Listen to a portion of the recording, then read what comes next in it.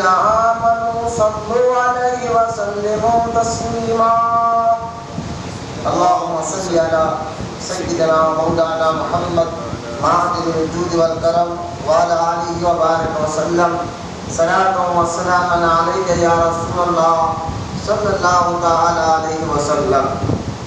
اما بعد، ہر تعریف اور بڑائی صرف اللہ تعالیٰ کے لیے ہے جو سارے جہان کا مالک ہے، مختار ہے، اور جو سارے جہان کا پالنہار ہے. میں اس بات کی گواہی دیتا ہوں کہ اللہ تعالیٰ کے سوا کوئی عبادت کے لائق نہیں، وہ ایک ہے، اس کا کوئی ساتھی اور شریک نہیں. اور میں اس بات کی بھی گواہی دیتا ہوں کہ آپ پر ہمارے پیارے آقا اور مولا حضور نور رحمت عالم نور مجسم حضرت سیدنا محمد مصطفیٰ احمد مجتبیٰ صلی اللہ تعالی علیہ وسلم اللہ تعالیٰ کے آخری رسول اور اس کے برگزیدہ بندے ہیں.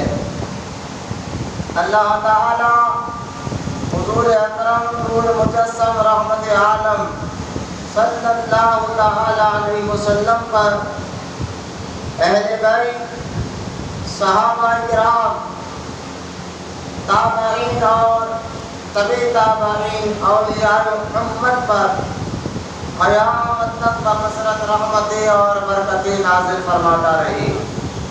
سب مل کر محبت کے ساتھ ایک بار درود پاک پڑھیے. بڑی اللہم صلی علی سیدنا محمد وعلی آل سیدنا محمد وسلم وعلی آلہ وبارک وسلم. بات کرو میاں کتنے سالوں کے سیٹ کر لیں. تو پہلا کیا اللہ علی النبی محمد وعلی آلہ صلی اللہ تعالی علیہ وسلم.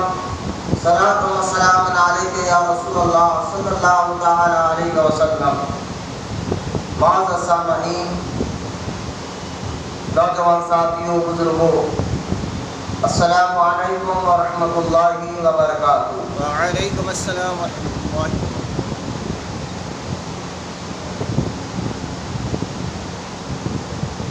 سب سے پہلے تو انشاءاللہ آج شعبان معظم کا یہ مہینے کا پہلا جمعہ ہے، اور اسی پہلے عشرہ میں سراج الامہ امام المسلمین حضرت سیدنا شیخ نعمان بن ثابت معروف امام اعظم ابو حنیفہ رضی اللہ تعالی عنہ کا عرس مبارکہ ہوتا ہے.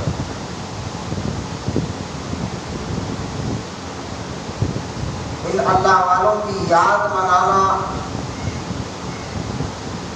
اور ان کا عرس مبارک تاکہ دن کو یاد رکھ کر ان کا ذکر خیر کرنا، یہ اللہ اور اس کے رسول کو بہت پسند ہے. اس سے فائدہ یہ ہوتا ہے کہ اس ذکر خیر سے ہمارا ایمان اور عقیدہ مضبوط ہوتا ہے. ہمیں معلوم یہ ہوتا ہے کہ اللہ والے جو آج سے کئی سال پہلے، کئی سو سال پہلے جو ان کا عقیدہ تھا وہی عقیدہ مسلموں کا بھی ہے. تو ان کے واقعات سننے سے ہمارا ایمان اور عقیدہ اور مضبوط ہوتا ہے، کیونکہ یہ شعبان معظم کا مبارک مہینہ ہے. اور میری عادت بھی ہے کہ سب سے پہلے میں آپ کو بیان شروع کرنے سے قبل طریقہ اہل سنت و جماعت کے مطابق درود کی فضیلت ضرور سناتا ہوں، کیونکہ اللہ کے رسول علیہ السلام نے فرمایا جو بھی اچھی بات کرتے ہو اس سے پہلے مجھ پر درود پڑھ لیا کرو تو اللہ تعالیٰ اس بات میں برکت کو داخل فرما دے گا. اور ایک اور حدیث مبارکہ میں حضور اکرم نور مجسم رحمت عالم صلی اللہ تعالی علیہ وسلم نے ارشاد فرمایا روزانہ مجھ پر 500 مرتبہ درود پاک پڑھے گا، اللہ تعالیٰ اس کی محتاجگی کو دور فرما دے گا۔ درود پاک کے بے شمار فضائل احادیث مبارکہ میں واقعات موجود ہے۔ ایک بہت بڑے اللہ کے ولی جن کا نام ابو الحسن رحمۃ اللہ تعالی علیہ ہے، آپ بڑے شریعت کے پابند اور سنت کے پابند بزرگ گزرے ہیں، تو ہر ولی شریعت کا پابند ہوتا ہے۔ حضور صلی اللہ تعالی علیہ وسلم کے طریقے پر چلنے والے کو ہی اللہ کا ولی کہتے ہیں۔ آپ فرماتے ہیں کہ آپ کی عادت پاک یہ تھی کہ آپ زیادہ سے زیادہ ابو الحسن رحمۃ اللہ تعالی علیہ درود پاک بہت زیادہ کثرت سے پڑھا کرتے ہیں۔ آپ فرماتے ہیں کہ عید کا وقت آیا، رمضان مبارک کے عید کا وقت تھا، اتفاق سے میرے گھر میں اس وقت کچھ نہیں تھا۔ اب صبح عید ہے، بچے کپڑوں کے لیے کہیں گے، کھانے کے لیے راشن نہیں ہے،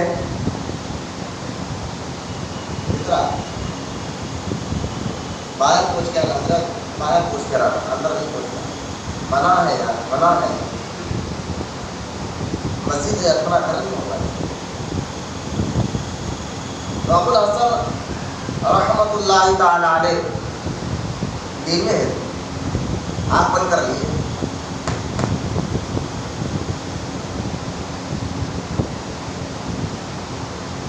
فرماتے ہیں کہ میں نے دعا کی، رات کا وقت گزرا، آدھی رات میں کچھ لوگ میرے گھر پر آئے، سننا ذرا غور سے، اگر نیند آ رہی ہے کچھ آ رہی ہے تو باہر جا کے ٹہلیے، اللہ کا گھر ہے، یا بالکل سکون نگر ہو کر سننا ہے۔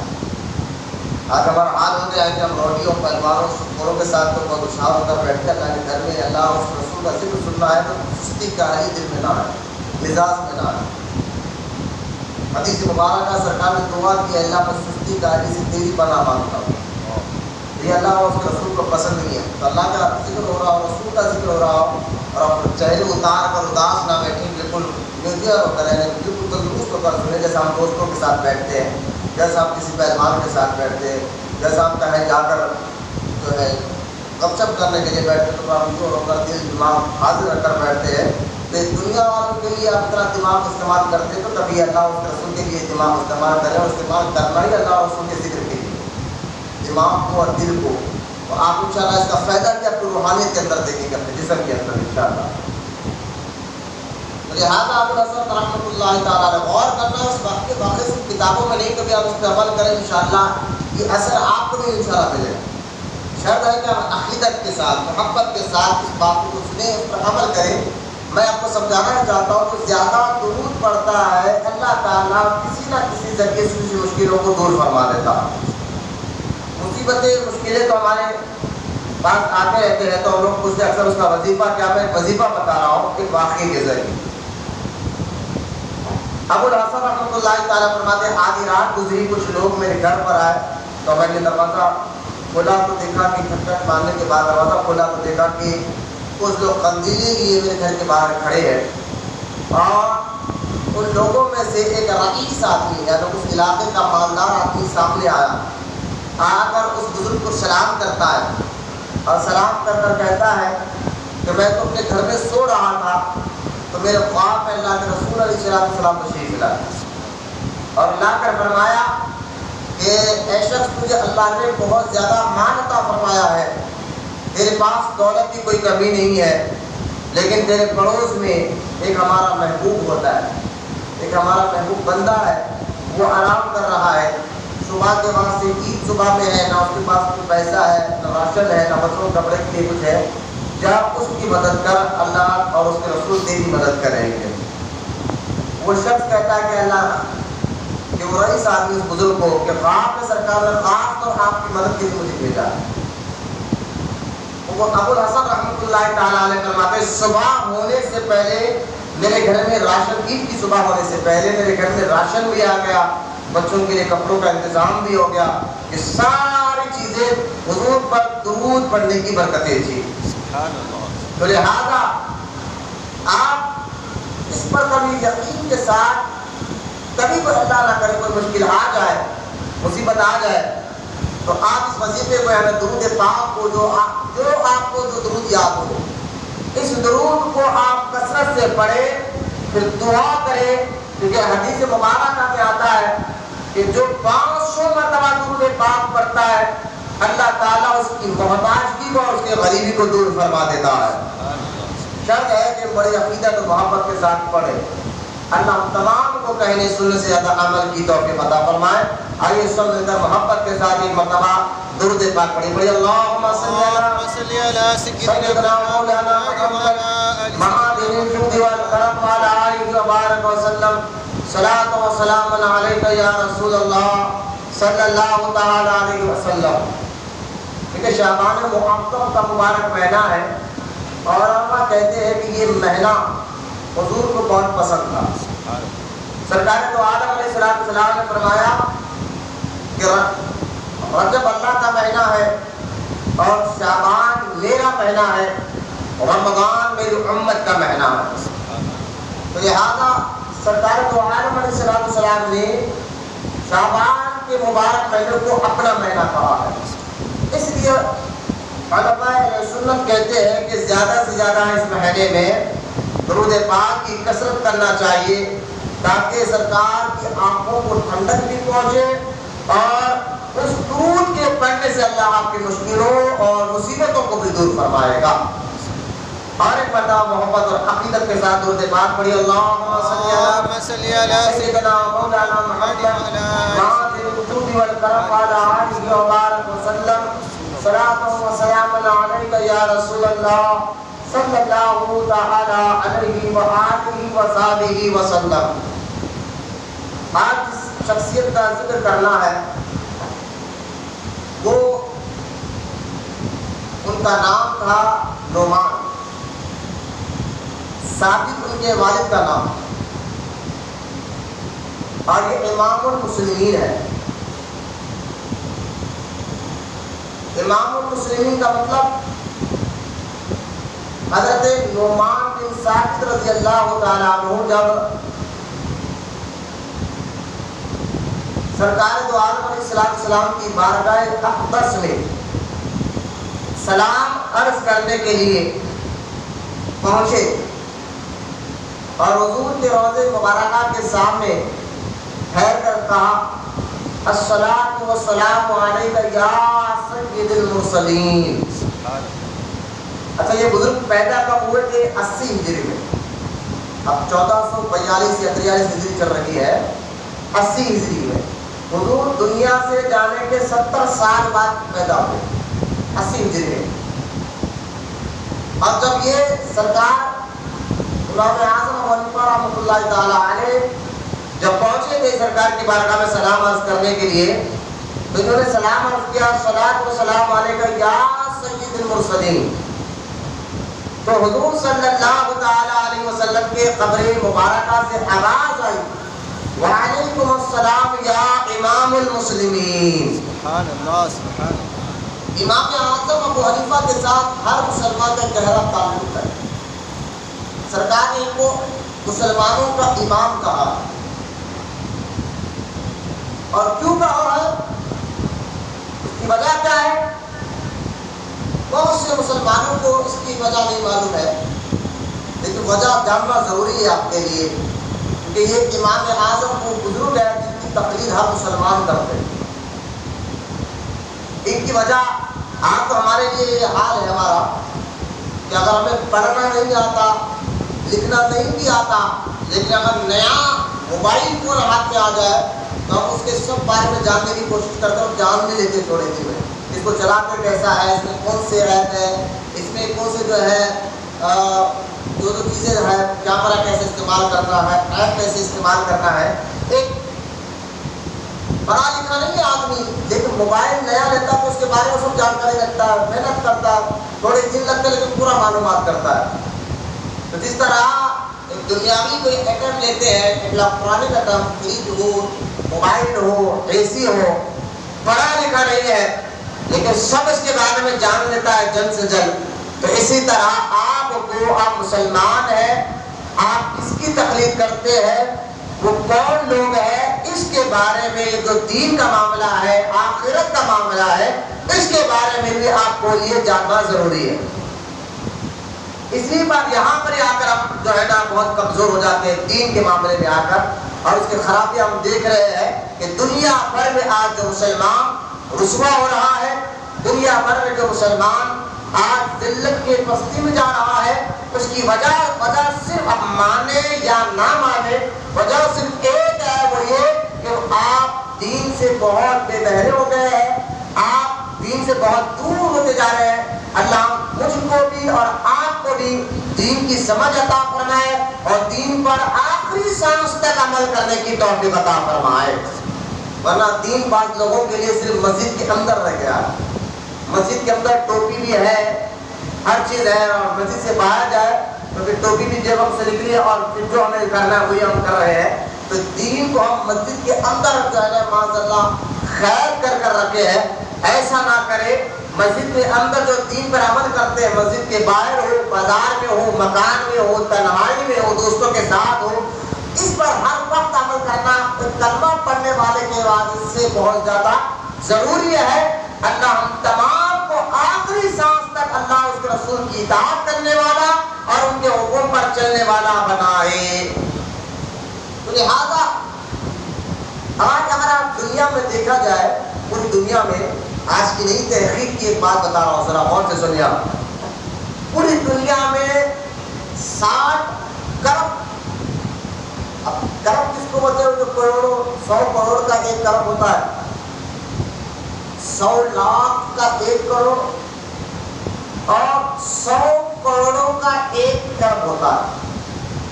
تو آج کی نئی تحقیق کے اعتبار سے پوری دنیا میں 60 کرب 60 کرب لوگ دنیا میں رہتے ہیں، جس میں غیر مسلمان بھی ہے، غیر مسلمان بھی ہے، سب ہے. 60 کرب لوگ، 60.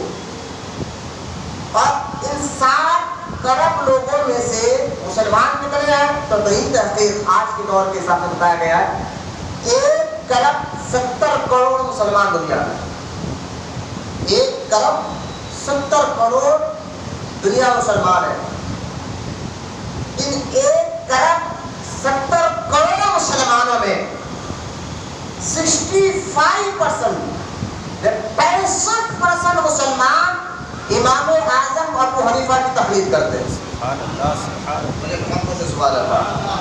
اب میں بتا رہا ہوں امام اعظم کون ہے، یہ آپ کے لیے جاننا ضروری ہے. گہرا تعلق ہے، یا زندگی میں پیدا ہوئے کہ آج تک مسلمان ان کے فتووں پر عمل کرتے جا رہا، اور اللہ تعالیٰ نے ان کو جو مقام و مرتبہ دیا تھا، انشاءاللہ ان کا جو مسلک ہے وہ قیامت تک رہے گا. امام اعظم ابو حنیفہ رضی اللہ تعالیٰ عنہ جو ہے وہ امام المسلمین جو سرکار نے فرمایا تھا 1 کرب 70 کروڑ مسلمانوں میں 65% مسلمان جو ہے امام اعظم ابو حنیفہ رضی اللہ تعالیٰ عنہ کی تقلید کرتے ہیں.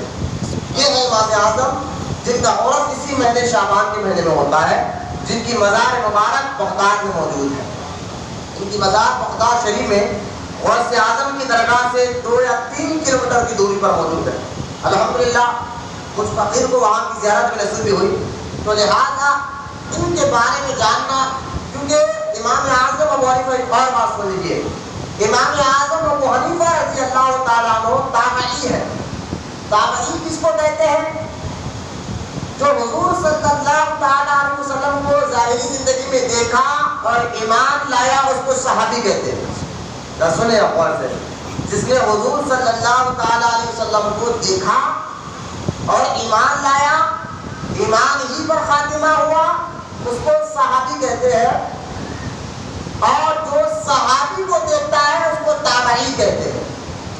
ٹھیک ہے، نبی کو دیکھنے والا صحابی ہوا، اور صحابی کو دیکھنے والا جو ہے وہ تابعی ہوا. تو امام اعظم ابو حنیفہ رحمۃ اللہ تعالی علیہ تابعی بزرگ ہے، جنہوں نے صحابہ کو دیکھا، صحابہ سے دین سیکھا، صحابہ کی شاگردی میں رہ حدیثیں لی اور بہت سے صحابہ کرام سے دین سیکھ کر آگے مسلمانوں تک پہنچایا. تو ان کے ذریعے یعنی امام اعظم ابو حنیفہ کے ذریعے اللہ تعالیٰ نے دین کا ایک بہت بڑا کام لیا. ابھی میں آگے چل کر بتاؤں گا کہ کتنا بڑا کام اللہ تعالیٰ نے امام اعظم ابو حنیفہ رضی اللہ تعالیٰ عنہ سے لیا ہے اور کتنے مسلمانوں کا ایمان اور عقیدہ آپ کے ذریعے اس دور میں بھی بچاتا ہے اور آج بھی بچ رہا ہے. کہ کتنا بڑا کام آپ کے ذریعے اللہ تعالیٰ نے لیا ہے. تو لہٰذا اچھا آپ جب پیدا ہوئے جس علاقے میں امام اعظم ابو حنیفہ، دیکھیں ان کا نام اصل میں نعمان ہے. امام اعظم کا اصل نام نعمان ہے، لیکن امام اعظم کیوں کہا گیا؟ یہ لقب ہے، یہ ٹائٹل ہے آپ کا. لیکن آپ کیونکہ ساری دنیا میں لوگ ان کو امام اعظم ابو حنیفہ کے نام سے جانتے ہیں، اس لیے میں ان کے ٹائٹل کا نام لے رہا ہوں. اصل نام میں آگے چل کر بتایا ہوں لیکن ٹائٹل سے آپ سمجھ جائیں کہ امام اعظم ابو حنیفہ جن کے فالوور، جن کے تقلید کرنے والے پوری دنیا میں 65% مسلمان موجود ہیں، 65% مسلمان. امام اعظم ابو حنیفہ رضی اللہ تعالیٰ عنہ جو ہے جس شہر میں پیدا ہوئے، جس علاقے میں پیدا ہوئے، اس علاقے کو کوفہ کہتے ہیں. کوفہ جو شہر ہے آپ بغداد شریف سے 300 یا 400 کلومیٹر پر دور ہے بغداد سے. اور جو کوفہ وہ مبارک شہر ہے جہاں سید السادات مولائے کائنات حضرت سیدنا علی المرتضیٰ، میں بہت آسان کر ایک بات آپ کو سمجھا رہا ہوں. پہلے میں جس شہر میں پیدا ہوئے امام اعظم، وہ شہر کیسا تھا، اور شہر میں کون کون رہتے تھے، وہ شہر آباد کیسا ہوا، پہلے میں آپ کو سمجھا. اس سے آپ کو امام اعظم سمجھ میں آ جائے. پہلے آپ دیکھو شہر، جس شہر میں سید السادات مولائے کائنات حضرت سیدنا علی المرتضیٰ رضی اللہ تعالیٰ عنہ اس شہر میں رہے اور وہاں پر یہ آپ کی شہادت ہوئی امام حضرت علی کی. لیکن وہ شہر جو ہے کوفہ، وہ شہر بسا کیسے، یہ بھی علمی معاملہ ہے اور اس کے پیچھے بہت بڑا ایک راز ہے جس کو آپ جانیں گے تو انشاءاللہ ایمان اور عقیدہ بہت زیادہ مضبوط ہو جائے گا. جب سرکار دو عالم صلی اللہ تعالیٰ علیہ وسلم اس دنیا سے تشریف لے کر گئے، آپ کے جانے کے بعد حضرت سیدنا ابو بکر صدیق رضی اللہ تعالیٰ عنہ 2 سال تک خلافت کو سنبھالا اور حضرت ابو بکر صدیق رضی اللہ تعالیٰ عنہ کی وفات کے بعد حضرت عمر بن خطاب رضی اللہ تعالیٰ عنہ کا دور مبارک آیا. حضرت عمر بن خطاب رضی اللہ تعالیٰ عنہ کے دور مبارکہ میں اسلام بہت دور تک پھیلا. یوں سمجھیے علماء کہتے ہیں 32 لاکھ یعنی 32 لاکھ مربع میل تک اسلام پھیلا. مجھے بات سبحان اللہ، بڑی تحقیق کے بات بولا جاتا ہے کہ بات کو سبحان اللہ بھی کہتے رہو، بات کو سمجھنے کی بھی کوشش کریں. 32 لاکھ مربع میل تک اسلام پھیلا تھا فاروق اعظم کے دور مبارک میں. بلکہ یوں سمجھیے 44 ممالک پر، 44 ممالک پر اسلامی جھنڈا لگا. حضرت فاروق ہے، میں کسی شہر کی بات نہیں کر رہا ہوں یا کسی گاؤں یا خطے کی بات نہیں کر رہا ہوں کہ ایک گاؤں کو آپ نے فتح کیا تھا یا ایک شہر کو آپ نے فتح کیا تھا، ایک شہر کے کوئی علاقے کو آپ نے جیتا تھا. نا، میں سارے ملک کی بات کر رہا ہوں. حضرت عمر بن خطاب کے دور میں اللہ تعالیٰ نے اسلام کو بہت سربلندی عطا فرمائی اور سرکار نے پہلے ہی کہا تھا عمر تمہارے ذریعے سے اللہ تعالیٰ دین کا بہت کام ملے گا. تو لہٰذا حضرت عمر رضی اللہ تعالیٰ عنہ کے دور مبارکہ میں اسلام 44 ممالک تک پھیلا اور حضرت عمر کے دور مبارک میں بہت سی چیزیں دنیا میں وجود میں آئیں. مثال کے طور پر پولیس کا محکمہ حضرت عمر نے پہلے بنایا. بولتے رہیے سبحان اللہ. ملٹریوں کے لیے سیلری دیکھنا اور کوئی بھی ملٹری جو بارڈر پہ ہوتا ہے وہ کب گھر آئے، کب گھر سے جائے، کتنے دن میں ایک بار گھر آئے، اس سارے ملٹریوں میں کوئی چیف گیسٹ ہوگا، کمانڈو کون ہوگا، بڑا کون ہوگا، یہ سارے عہدے حضرت فاروق اعظم کے دور میں بنے. دیکھتے جائے آپ، پولیس کا محکمہ ہو، ملٹری کا محکمہ ہو، پھر آگے دیکھیں آپ ٹیکس کا مسئلہ ہو کہ اگر کوئی غیر مسلم ملک میں رہتا ہے تو اس کو ٹیکس دے کر رہنا ہے، تو اس کو ٹیکس کیا ہوگا، اس ٹیکس کے ذریعے اس کے اس غیر مسلم کے جان اور مال کی حفاظت کی جائے گی. یہ بھی ذہن میں رکھیے آپ, اس ٹیکس کے ذریعے ان کے جان اور مال کی حفاظت حضرت فاروق اعظم کے دور میں مسلم حکمران ایسا کرتے تھے کہ غیر مسلم تو یہی کہتے تھے کہ کاش ہمارے آخری سانس تک پر ہمیشہ ہمارے اوپر یہ عرب کے نوجوان ہی حکومت کرے, کیونکہ جو سچائی, جو ایمانداری, جو عدل, جو انصاف غیر مسلم یہودیوں نے دیکھا تھا فاروق اعظم کے دور میں, اور دیکھ کر یہی کہا تھا کہ آپ ہی لوگ ہمارے اوپر حکمران رہے. دیکھیے آپ, ایک تو ہم ہیں کہ کسی حکمران سے پریشان ہو کر کہتے ہیں یعنی کب سیٹ سے ہٹے, کب سیٹ سے ہٹے, کب ہٹانے کے لیے تیار ہوتے ہیں. اور ایک غیر مسلم فاروق اعظم کے دور میں تھے, وہ چاہتے یہ تھے کہ یہ سیٹ پہ یہی رہے. بولے نا سبحان اللہ. کیوں؟ جو اسلامی قانون جو تھا فاروق اعظم کے دور میں وہ سب کے لیے انصاف کرتا, تو وہ اپنے تو اپنے غیر مسلم بھی چاہتے تھے یہی حکومت رہے, انہی کے ماننے والے رہے. حضرت فاروق اعظم کے دور میں ٹیکس کا معاملہ وجود میں آیا. فاروق اعظم کے دور میں کئی شہر آباد ہوئے. فاروق اعظم کے دور میں جو ہے برج بننے لگے, پل بننے لگے, روڈ بننے لگے. فاروق اعظم کے دور میں جو ہے پولیس والوں کے لیے, محکمہ پولیس ہو یا ملٹری والوں کے لیے الگ سے گھر گورنمنٹ کی طرف سے, جیسے کہ آج گورنمنٹ کی طرف سے پولیس والوں کو, ملٹری والوں کو دوائیوں کا مسئلہ فری دیا جاتا ہے, ان کے جسم کا خیال, ان کے گھر کا خیال رکھا جاتا ہے. سارے ذہن دینے والے آج سے 1400 سال پہلے حضرت عمر ابن خطاب کی ذات مبارکہ ہے. حضرت فاروق اعظم رضی اللہ تعالیٰ کے دور میں بہت سے لوگ تاجر کاروبار کے لیے دور دور دوسرے ممالک کو جاتے تھے. تو جب مدینے کے رہنے والے تاجر حضرات, کاروبار کرنے والے, مدینے سے وہ اکثر ملک شام جاتے تھے, جس کو آج سیریا کہتے ہیں, دمشق, سیریا جاتے تھے مدینے سے. اور جب وہ مدینے سے سیریا جاتے تھے, میں آپ کو جس شہر میں امام اعظم پیدا ہو وہ شہر وجود میں کیسے آیا وہ بتانے کے لیے بہت دور سے لا رہا ہوں, ذرا غور کرتے چلے جائیں. حضرت فاروق اعظم کے دور میں جب لوگ مدینے سے کاروبار کرنے کے لیے ملک شام سیریا جاتے تھے, تو راستے میں ان کو کوفہ سے, یہ روڈ تو ہوتا ہے کہ بھائی اگر آپ کو یہاں سے ناگپور جانا ہے تو آپ کو نظام آباد سے ہوتے ہوئے جانا پڑتا ہے. اگر بائی روڈ آپ جا رہے ہیں ہے نا, نظام آباد سے آپ کو ناگپور کا راستہ نہیں ملے گا.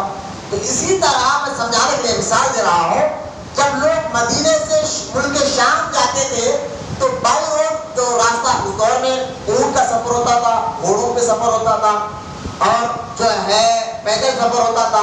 جو روڈ کا سفر ہوتا تو مدینے سے جب وہ لوگ ملک شام جاتے تو کوفہ سے ہوتے ہوئے جاتے, کوفہ سے ہوتے ہوئے وہ جو ہے ملک شام جاتے تھے. لیکن جو کوفہ جو شہر بیچ میں آتا وہ آباد نہیں تھا, وہ جنگل تھا پورا. تو لہٰذا ہوا یوں کہ لوگ تاجروں نے آ کر کہا حضرت عمر سے رضی اللہ تعالیٰ عنہ کہ اے فاروق اعظم رضی اللہ تعالیٰ عنہ, ہم جس راستے سے ملک شام جاتے ہیں وہاں راستے جنگل کا علاقہ ہے جس کو لوگ کوفہ کہتے ہیں, آبادی وہاں پر نہیں ہے. لیکن ہم جب راستے سے جاتے ہیں تو ہمارے چل چل کر ہماری یہاں بھی حالت تھک جاتی ہے. یہاں ہم تو چھوڑے, یہ اونٹ, جبکہ جانور میں اونٹ یا گھوڑا جلدی تھکتے نہیں, لیکن سوچیے کہ اس سفر ایسا تھا کہ اونٹ بھی تھک کر بیٹھ جاتا تھا, گھوڑے بھی تھک کر بیٹھ جاتے تھے. اب اگر آدمی اگر سفر میں جا رہا ہے, آپ بھی ذرا غور کریں اس لاجک کو, کہ اگر آپ سفر میں گئے تو آپ جنگل میں نہیں, ایسی جگہ رکیں گے جہاں تھوڑی موٹی سیٹی ہو تاکہ آپ کی تھکن اترے, تاکہ آپ تھوڑا ریسٹ لے لیں. تو وہاں آپ کو چائے بھی مل جائے, وہاں آپ کو اگر رکنا پڑے ایک رات کے لیے ہوٹل بھی مل جائے. ایسی جگہ آپ تلاش کرتے. جنگل میں تو آپ روکے گے کہ جہاں آپ کو ریسٹ کرنے کے لیے ہوٹل مل جائے, جہاں آپ کو ریسٹ کرنے کے لیے تھوڑی دیر کے لیے لوگ بھی نظر آ جائے. لیکن جو تاجر جب جاتے تھے تو ملک شام تک کہیں پر بھی شہر نہیں تھا بیچ میں جہاں ایک رک کر رات گزارتے یا وقت گزارتے یا ٹائم گزارتے. تو لہٰذا یہ شکایت حضرت عمر سے کی گئی کہ ہم یہ راستے سے جا رہے تھے, راستے میں پورا جنگل ہی جنگل ہے ملک شام تک, بیچ میں رک کر کہیں آرام کرے ایسا کوئی شہر نہیں ہے, کیا کرے؟ کیونکہ جانور بھی تھک جا رہے ہیں, گھوڑے تھک جا رہے ہیں. اندازہ کریں ہماری تھکان کا کہ جانور خود تھک کر بیٹھ جا رہے ہیں. تو حضرت عمر ابن خطاب نے کیا کیا کہ ٹھیک ہے, مدینہ اور ملک شام کے بیچ میں ایک شہر کو آباد کروں گا. بولے محبت سے سبحان اللہ۔ میں بہت ایک تحقیقی بات آپ کو سامنے رکھ رہا ہوں تاکہ آپ کے علم میں بھی اضافہ ہو اور میں آگے کیا کہنا چاہتا ہوں آپ مجھے آسانی سے سمجھ میں آ جائے۔ حضرت عمر ابن خطاب نے کہا کیا کہ ٹھیک ہے، جس مدینہ اور ملک شام کا جو بیچ کا حصہ ہے جس کو کوفہ لوگ کہتے ہیں، کوفہ تو جنگل ہے، وہاں حضرت فاروق اعظم نے کیا رہنے کے لیے گھر بنائے۔ بولے نا محمد صلی اللہ علیہ وسلم۔ جیسا کہ آپ دیکھیں مکہ جو آباد ہوا، مکہ آباد ہوا کیسے؟ حضرت ابراہیم علیہ السلام نے اپنے بیوی ہاجرہ کو حضرت اسماعیل علیہ السلام کو کعبے کے سامنے چھوڑ کر گئے۔ اللہ کا حکم تھا، یہ اکثر آپ بقرعید کے مہینے میں سنتے رہتے ہیں، اللہ کا حکم تھا کہ وہاں چھوڑ دو۔ تو حضرت ہاجرہ اسماعیل علیہ السلام نے دونوں پہاڑوں والے اس شہر میں، جب دور دور تک کوئی انسان نہیں، جھاڑ نہیں، پیڑ نہیں، پانی کا تک انتظام نہیں، اللہ کا حکم تھا کہ کعبے کے سامنے وہاں پر چھوڑ کر حضرت ابراہیم علیہ السلام چلے گئے۔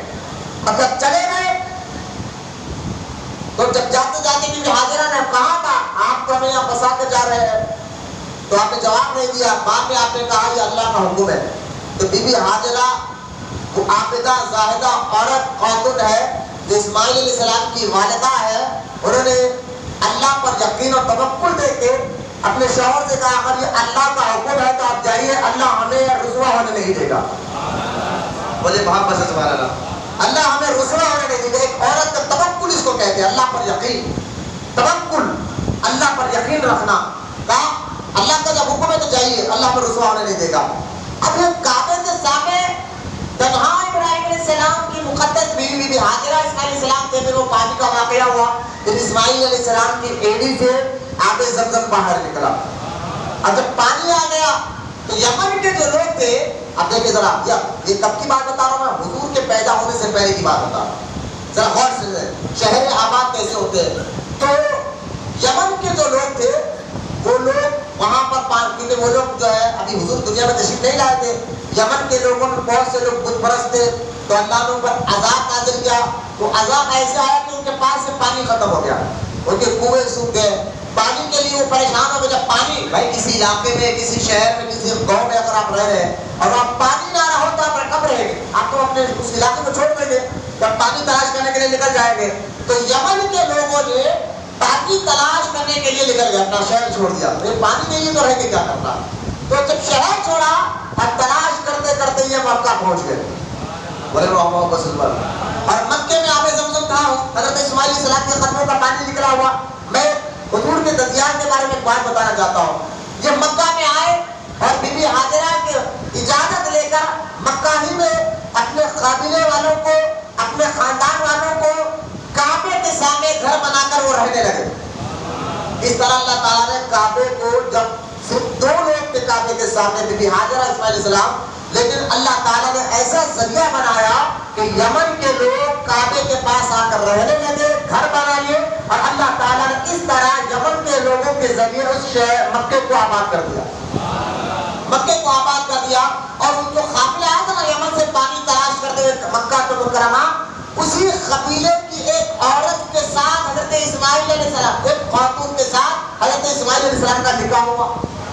بولے محمد سبحان اللہ۔ حضرت اسماعیل علیہ السلام کا نکاح ہوا، اور حضرت اسماعیل علیہ السلام کی اولاد ہی سے ہمارے نبی دنیا میں تشریف لے کر آئے، ہمارے آقا علیہ السلام دنیا میں تشریف لے۔ اس لیے سرکار فرماتے تھے میرا ددیال یمنی ہے، اصل عرب لوگ یمن کے، میں آپ کو بتا رہا ہوں، عرب کے نہیں، مکے کے نہیں، اصل عربی جو لوگ ہوتے ہیں نا وہ یمن کے ہوتے ہیں، کیونکہ یمن ہی کے لوگوں نے آ کر کعبے مکے میں رہ کر آباد کیا شہر کو، اور وہاں کے لوگوں نے انہیں کے اور لوگوں میں سے خاتون کے ساتھ بھی اسماعیل علیہ السلام کا نکاح ہوا۔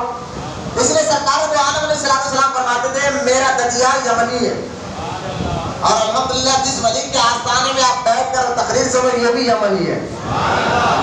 سرکار حسن بن احمد شہید یمنی رہے، یہی اصل عرب لوگ ہیں۔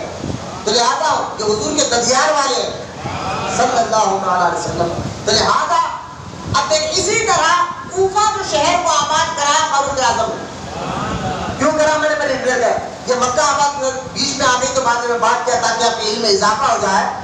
کوفہ جب آباد کرنا تھا فاروق اعظم کو شکایت آئی، میں نے کہا نا آپ کو فاروق اعظم نے کیا کیا ایجاد کیا، پولیس کا محکمہ ہو، ساری چیزیں. فاروق اعظم نے کیا کیا؟ وہاں پر گھر بنا، وہاں پر گھر بنا کر کہا کہ لوگوں کو جاؤ وہاں جا کر رہنے لگو. یمن کے لوگوں کو ہی بلا کے آپ بھی رہو، کچھ لوگوں کو مدینے سے بھیجا کہ آپ بھی رہو. اب وہاں گھر بنائے گئے، طبیب کو رکھا گیا، ڈاکٹرز کو رکھا گیا، پولیس کا محکمہ بنایا گیا. ساری چیزیں جب بن گئے، فاروق اعظم نے دیکھا کہ اس کوفہ میں گھر بن گئے، ہاسپٹل بن گئے، پولیس کے محکمے بن گئے. اب سب چیزیں جو ایک شہر کو جن جن چیزوں کی ضرورت ہوتی ہے سب فاروق اعظم نے بنانے لگا. ایک شہر میں رہنے والوں کو مارکیٹ کی ہو یا تعلیم کو جن جن چیزوں کی ضرورت ہوتی ہے وہ ساری چیزوں کو فاروق اعظم نے وہاں بنانے لگا. اب ساری چیزیں بن گئے، لوگوں نے آگے کہا یا امیر المومنین، اس شہر میں تو آپ نے گھر بنا دیے، ہاسپٹل بنا دیے، مارکیٹ آپ نے رکھ دیا، کاروبار کا ذریعہ بھی آپ نے بنا دیا، سب کچھ آپ نے بنا دیا، ایک چیز کی کمی رہی. بولے محمد صلی اللہ علیہ وسلم. بولے کیا کس چیز کی کمی ہے؟ تو آپ سے کہا گیا کہ جو چیز کی کمی ہے وہاں پر ایسے لوگوں کو بھیجیے آپ جن کے ذریعے سے لوگوں کو دین سیکھنے آئے، یعنی علماء اکرام، عالم دین. ایسے لوگ بھی تو ضروری ہے جن کے ذریعے دین سے رہے. تو حضرت فاروق اعظم نے اپنے دور مبارکہ میں عبداللہ ابن مسعود رضی اللہ تعالیٰ، بولے تو محبت سے سبحان اللہ، عبداللہ ابن مسعود رضی اللہ تعالیٰ عنہ حضور کے صحابی ہے. یہاں تک کہ عبداللہ ابن مسعود رضی اللہ تعالیٰ عنہ صحابی ہے. اکثر صحابہ جب حضور کے پاس آ کر دین کو، اسلام کو قبول کرتے تھے، وہ اکثر کہتے تھے عبداللہ ابن مسعود حضور سے اتنا گھر میں آنا جانا تھا حضور کا، ہم تو سمجھتے تھے کہ یہ گھر والے ہیں. یہ اتنے بڑے صحابی عبداللہ ابن مسعود، اور یہ حضور کے وحی بھی لکھا کرتے تھے. حضور پر جب وحی اترتی تو عبداللہ ابن مسعود لکھا کرتے تھے. یہ بھی ایک کاتب وحی بھی ہے. اور دوسری بات، سب سے زیادہ حدیثیں سن کر لوگوں تک جو پہنچائے ہیں، دیکھیں حضور کی حدیثیں سننے کم و بیش 1.25 لاکھ صحابہ تھے. 1.25 لاکھ صحابہ. 1.25 لاکھ صحابہ میں ہر کوئی صحابی حضور کے ساتھ 12 گھنٹے 24 گھنٹے تو نہیں رہ سکتا. کاروبار بھی تھے، بیوی بچے بھی تھے، کھیت وغیرہ بھی تھے، سارے کاموں میں بھی وہ جایا کرتے تھے. لیکن 4 صحابہ ایسے ہیں جنہوں نے زیادہ وقت حضور کے ساتھ گزارا، بولے سبحان اللہ، اور جن کے ذریعہ لاکھوں کی تعداد میں حدیثیں پہنچی ہے لوگوں تک آج تک. وہ 4 صحابہ کون ہیں؟ ان 4 میں سے ایک تو ابو ہریرہ ہے، بولتے رہیے سبحان اللہ، اور دوسرے حضرت انس بن مالک ہے، تیسرے تمام مسلمانوں کی ماں سیدہ عائشہ صدیقہ ہے، اور چوتھے عبداللہ ابن مسعود ہے. بولے محمد سے سبحان اللہ. عبداللہ ابن مسعود رضی اللہ تعالیٰ عنہ تو سب سے زیادہ حدیثیں روایت کرنے والے، دین کا سب سے زیادہ سمجھ رکھنے والے. تو فاروق اعظم نے کیا کہا کہ اب تم جاؤ اپنے ساتھیوں کو لے کر وہاں جا کر ایک مدرسہ رکھو، وہاں مدرسے کی بنیاد ڈالو، اور وہاں آ کر رہنے والوں کے لیے دین کا ذریعہ بنو. بولے محمد سے سبحان اللہ. حضرت عبداللہ ابن مسعود وہاں آئے. اب سوچئے، اور آپ کے ساتھ 17 بدری صحابہ تھے. کوفہ کتنا بڑا شہر ہے ادھر سے. بدر میں جو صحابہ اکرام، بدر جو جنگ ہے، انشاءاللہ رمضان مبارک آ رہا ہے تب میں بتاؤں گا. بدر اسلام کی سب سے پہلی جنگ ہے. بدر کا جو جنگ ہے نا، اسلام کی سب سے پہلی جنگ ہے. اس میں صرف 313 مسلمان تھے، اور اللہ تعالیٰ نے 313 مسلمانوں کی مدد کے لیے 5000 فرشتوں کو بھیجا تھا. اور یہ 313 مسلمانوں کی جو اہمیت قرآن میں آیا، اللہ تعالیٰ نے فرمایا یہ تمام اے محبوب، بدر مدینے سے ایک علاقہ میدان ہے دور 70-80 کلومیٹر، اس کو بدر کا میدان کہتے ہیں. وہاں پر جنگ ہوئی تھی کفار کے ساتھ مسلمانوں کی. تو اللہ تعالیٰ نے ان کے لیے 5000 فرشتے بھی بھیجے تھے. اور اللہ قرآن میں کہتا ہے محبوب یہ بدر میں تیرے ساتھ اتنے لوگ سب سے راضی ہو گیا. بولے محمد سے سبحان اللہ. اچھا کتنے تھے بدر میں حضور کے ساتھ؟ 313 مسلمان تھے، اور دشمن 1000 تھے. میں انشاءاللہ اس پر ڈیٹیل لے جاتا. تو بدری، ان کو کہتے ہیں بدری صحابہ. کیا کہتے ہیں؟ بدری صحابہ. تو عبداللہ ابن مسعود فاروق اعظم کے دور میں حضور کو دنیا میں تشریف لے گئے، حضرت ابو بکر بھی تشریف لے گئے. عمر ابن خطاب کے دور میں جب کوفہ شہر کو آباد کیا گیا تو وہاں مدرسہ بنانے کے لیے، لوگوں کو دین سکھانے کے لیے عبداللہ ابن مسعود کو ہیڈ بنا کر، اور عبداللہ ابن مسعود کو میں نے ابھی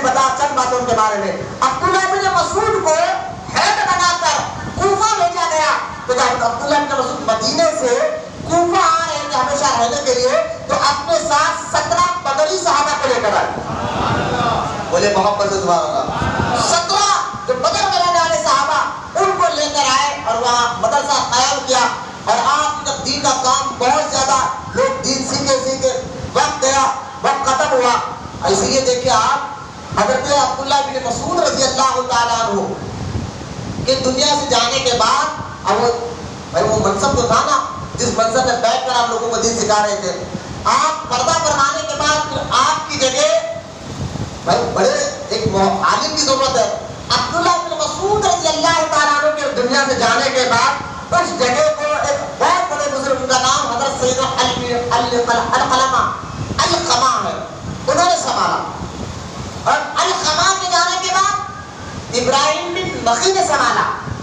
عبداللہ بن مسعود جس مدرسے میں سب بھائی صحابی ہے، بدری صحابی ہے، حضور سے سب سے زیادہ حدیث کو روایت کرنے والے صحابی ہے، تو ان کے جانے کے بعد اس جگہ پر بیٹھنا مدرسے کا عام بچہ نہیں، اس قابل والا بیٹھنا ہے. عام بچہ نہیں بیٹھ سکتا. بھائی استاد کی جگہ استاد اگر جا رہے ہیں تو مدرسے میں کئی بچے ہیں، دیکھو ان بچوں میں جو قابل بچہ ہو، جو علم رکھتا ہو، جو ہونہار ہو، استاد اسی کو اپنی جگہ بٹھا کر جائے گا نا کہ تم یہاں بیٹھو میں جا رہا ہوں. تو لہٰذا عبداللہ بن مسعود کے بعد جو سب سے زیادہ علم رکھنے والے اس علاقے کوفہ میں حضرت القمہ تھے. بولے محبت سے حضرت القمہ بیٹھے لوگوں کو سمجھاتے رہے. حضرت القمہ کی دنیا سے جانے کے بعد سب سے زیادہ اس کوفہ میں علم رکھنے والے ابراہیم بن نقی تھے، انہوں نے سنبھالا. آگے ابراہیم بن نقی کے جانے کے بعد سب سے زیادہ اس علاقے میں علم رکھنے والے شیخ حماد تھے. بولے محبت سے سبحان اللہ. بہت آسان کر کے سمجھا، اللہ آپ کو سمجھنے کی توفیق دے. میں کیا کر رہا ہوں، امام اعظم کون ہے، بہت دور سے آپ کو لے کر آ رہا ہوں. حضرت شیخ حماد رحمۃ اللہ تعالیٰ علیہ کے سنبھالے. اور جب ان کے جانے کے بعد اس جگہ پر بیٹھنے والا امام اعظم ابو حنیفہ رضی اللہ تعالیٰ عنہ، امام اعظم ابو حنیفہ رضی اللہ تعالیٰ عنہ نے پھر آگے بیٹھ کر دین کو سمجھایا. اب دیکھیں آج کچھ لوگ وہابی بدعقیدہ لوگ کیا کہتے ہیں معلوم ہے؟ اہل حدیث فرقہ کہتا ہے کہ دیکھو بھائی امام اعظم ابو حنیفہ، میں انشاءاللہ آنے والے جمعے کو اللہ نے زندگی رکھی تو تقلید کیا ہے، کیوں ہم کسی مولوی کے فتوے میں عمل کرتے انشاءاللہ جمعہ میں بتاؤں گا. لیکن وہابی کیا کہتے ہیں، قرآن حدیث آپ کے پاس ہے بس اس پہ عمل کرو، کسی مولوی کے فتوے پہ عمل کرنے کی ضرورت نہیں ہے. اس طرح کی باتیں کر کر یہ تقلید کا انکار کرتے ہیں. میں تقلید کا مسئلہ ایک الگ ہے، بہت باریک موضوع ہے. انشاءاللہ اگر آنے والے جمعے کو اللہ نے توفیق دی ہے مجھے زندہ رکھا اور آپ بھی تشریف لائے تو پہلے وقت میں یہاں پہ انشاءاللہ جب بتاؤں گا تقلید کہتے ہیں کس کو ہے. لیکن میں آپ کو بتاؤں امام اعظم ابو حنیفہ کے بارے میں وہابی میں انہیں غیر مقلد اہل حدیث اپنے آپ کو فرقہ کہتے ہیں، بلکہ وہ اہل حدیث نہیں اہل خبیث ہوتے ہیں. انہیں وہابی آئے کہتے ہیں دیکھو بھائی امام اعظم ابو حنیفہ کو صرف 17 حدیثیں یاد تھی، اتنا بڑا امام، اور اس کے بارے میں یہ کہنا کہ ان کو 17 حدیثیں یاد تھی. اور یہ کہتے ہیں کہ ان کو ایک حدیث یاد تھی، بات کہتے ہیں ایک ہی حدیث یاد تھی. لیکن میں آپ کو بتاتا ہوں سنیں آپ، قرآن کے بعد سب سے بڑی کتاب قرآن کے بعد بخاری شریف ہے. جو حدیث کی سب سے بڑی کتاب بخاری شریف ہے، جو امام بخاری میں لکھا ہے، جن کو سارے دنیا میں لوگ مانتے ہیں کہ ہاں قرآن کے بعد سب سے بڑی کتاب بخاری شریف ہے. اور وہ محدث تھے. محدث کس کو کہتے ہیں؟ جو کئی لاکھ حدیثوں کو سند کے ساتھ یاد رکھتے. بولتے رہیے سبحان اللہ. کئی لاکھ حدیثوں کو سند کے ساتھ یاد رکھتے اس کو محدث کہتے ہیں. لیکن امام بخاری رضی اللہ تعالیٰ سے کسی نے پوچھا کہ اے امام آپ نے کئی استادوں سے جا کر پڑھا؟ بولے ہاں بہت جگہ جا کر پڑھا میں. تو لہٰذا جب پڑھا اتنے حدیثیں آپ نے یاد کی تو آپ کو تھے بخارا میں، بخارا سمرقند ایران کے علاقے ہے یہ بخارا، وہاں پیدا ہوئے وہاں پڑھے. آپ سے پوچھا گیا کہ آپ دوسرے ملک میں بھی جا کر پڑھے، وہاں کے بڑے بڑے استادوں سے پڑھا؟ فرمایا ہاں. پھر آپ کہاں گئے؟ کہتے کہ امام بخاری کہتے ہیں میں مکہ 2 بار گیا پڑھنے کے لیے، مدینہ 4 بار گیا پڑھنے کے لیے. امام بخاری کہتے ہیں مکہ 2 بار گیا، مدینہ 2 بار گیا، 4 بار گیا، میں بغداد اتنے بار گیا، اتنے بار گیا. 100 شہروں کے نام آپ لیے.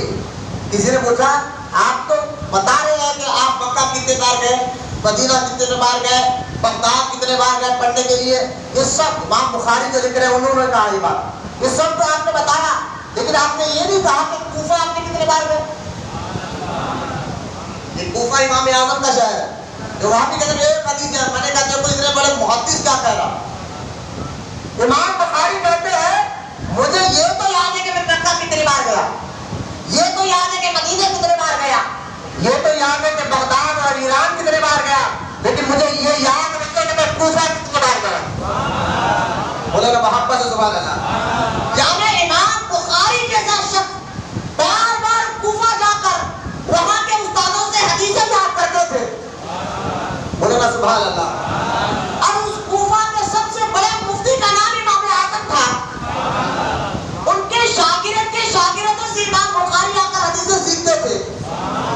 ارے جب شاگردوں کا یہ عالم تھا، ان کے شاگرد کا نام امام بخاری ہے، تو سوچو امام بخاری کے استاد کا نام امام اعظم ہے، ان کو کتنے حدیثیں یاد تھی۔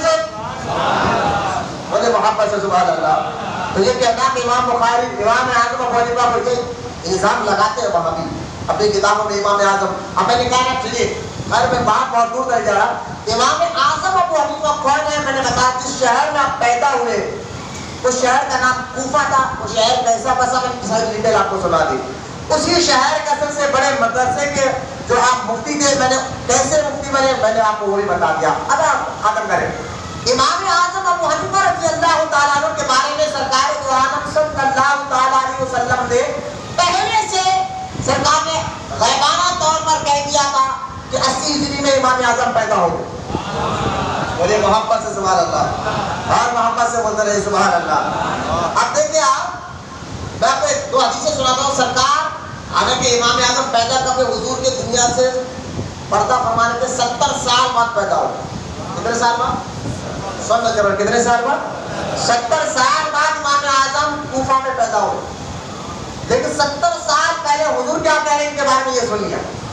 بولے محبت سے سبحان اللہ۔ اللہ کے رسول صلی اللہ تعالیٰ علیہ وسلم ارشاد فرماتے ہیں اگر ایمان سریا کے پاس بھی ہوتا، سنیں ذرا، اگر ایمان سریا، میں بتاؤں گا سریا کس کو کہتے ہیں، حضور کیا کہہ رہے ہیں میں انشاءاللہ بتاؤں گا، پہلے حدیث آپ غور سے سن لیجیے۔ سرکار دو عالم علیہ السلام فرماتے ہیں اگر ایمان سریا کے پاس بھی ہوتا تو فارس کے لوگ وہاں سے اس کو حاصل کر لیتے۔ بڑے محبت سے سبحان اللہ۔ پھر ایک اور آگے سرکار دو عالم علیہ السلام فرماتے ہیں میری امت میں ایک مرد پیدا ہوتا، بولتے رہیے سبحان اللہ۔ سرکار فرماتے ہیں میری امت میں ایک مرد پیدا ہوتا جس کا نام ابو حنیفہ ہوگا، جس کا نام ابو حنیفہ ہوگا، وہ قیامت میں میری امت کا چراغ ہوگا۔ محبت سے سبحان اللہ۔ قیامت کے دنوں میری امت کا چراغ ہوگا۔ ایک اور روایت سنیے، جبریل علیہ السلام جو سارے فرشتوں کے سردار ہے، جبریل علیہ السلام ایک مرتبہ حضور کی بارگاہ میں حاضر ہوئے اور آ کر کہا یا رسول اللہ لقمان کے بعد کو اللہ تعالیٰ نے بہت دانائی عطا فرمائی، لقمان کو اللہ تعالیٰ نے بہت حکمت عطا فرمائی تھی، وہ ایک ایک بات ایسی کرتے جس کو سمجھ کر لوگ کہتے کہ یار یہ بات میں سمندر چھپا ہوا ہے۔ حکیم لقمان کا ذکر قرآن میں کیا ہے نا، سورہ لقمان آپ نے پڑھا نا، سورہ لقمان کے بارے میں سنا۔ یہ لقمان کون ہے؟ یہ دانیہ علیہ السلام کے دور کے ایک ولی ہے، نبی کے دور میں ایک ولی تھے لیکن بہت بڑے عاشق تھے، اور ان کو اللہ تعالیٰ نے ایسا ایسا علم عطا فرمایا تھا، اب اندازہ کریں کہ اللہ نے ان کا ذکر قرآن میں کر دیا۔ اندازہ کریں کہ کتنے بڑے حکیم لقمان کتنے بڑے دانشمند حکیم تھے کہ اللہ نے ان کی حکمت کی تعریف کی قرآن میں۔ تو لہٰذا جبریل علیہ السلام نے کہا یا رسول اللہ یہ جو ہے ایسے تھے، حکیم لقمان ایسے تھے، حکیم لقمان ایسے تھے، یہ سب آپ نے فرمایا۔ اور فرما کر سرکار نے جب سنا حکیم لقمان کے بارے میں کہ اللہ نے ان کو ایسی عقل عطا فرمائی تھی، ایسی سمجھ عطا فرمائی تھی، اور وہ جو باتیں کرتے تو ایسی ایسی حکمت کی باتیں کرتے تھے، تو سرکار نے کہا کاش میری امت میں بھی اللہ کسی ایسے مرد کو پیدا کرتا۔ سرکار نے جب دل میں یہ سوچا تو جبریل علیہ السلام حاضر ہوئے اور آ کر عرض کیا کہ یا رسول اللہ اللہ تعالیٰ نے آپ کو سلام کہا اور اللہ کہتا ہے کہ آپ کی امت میں بھی اللہ ایک مرد کو پیدا کرے گا۔ بولے محبت سے سبحان اللہ۔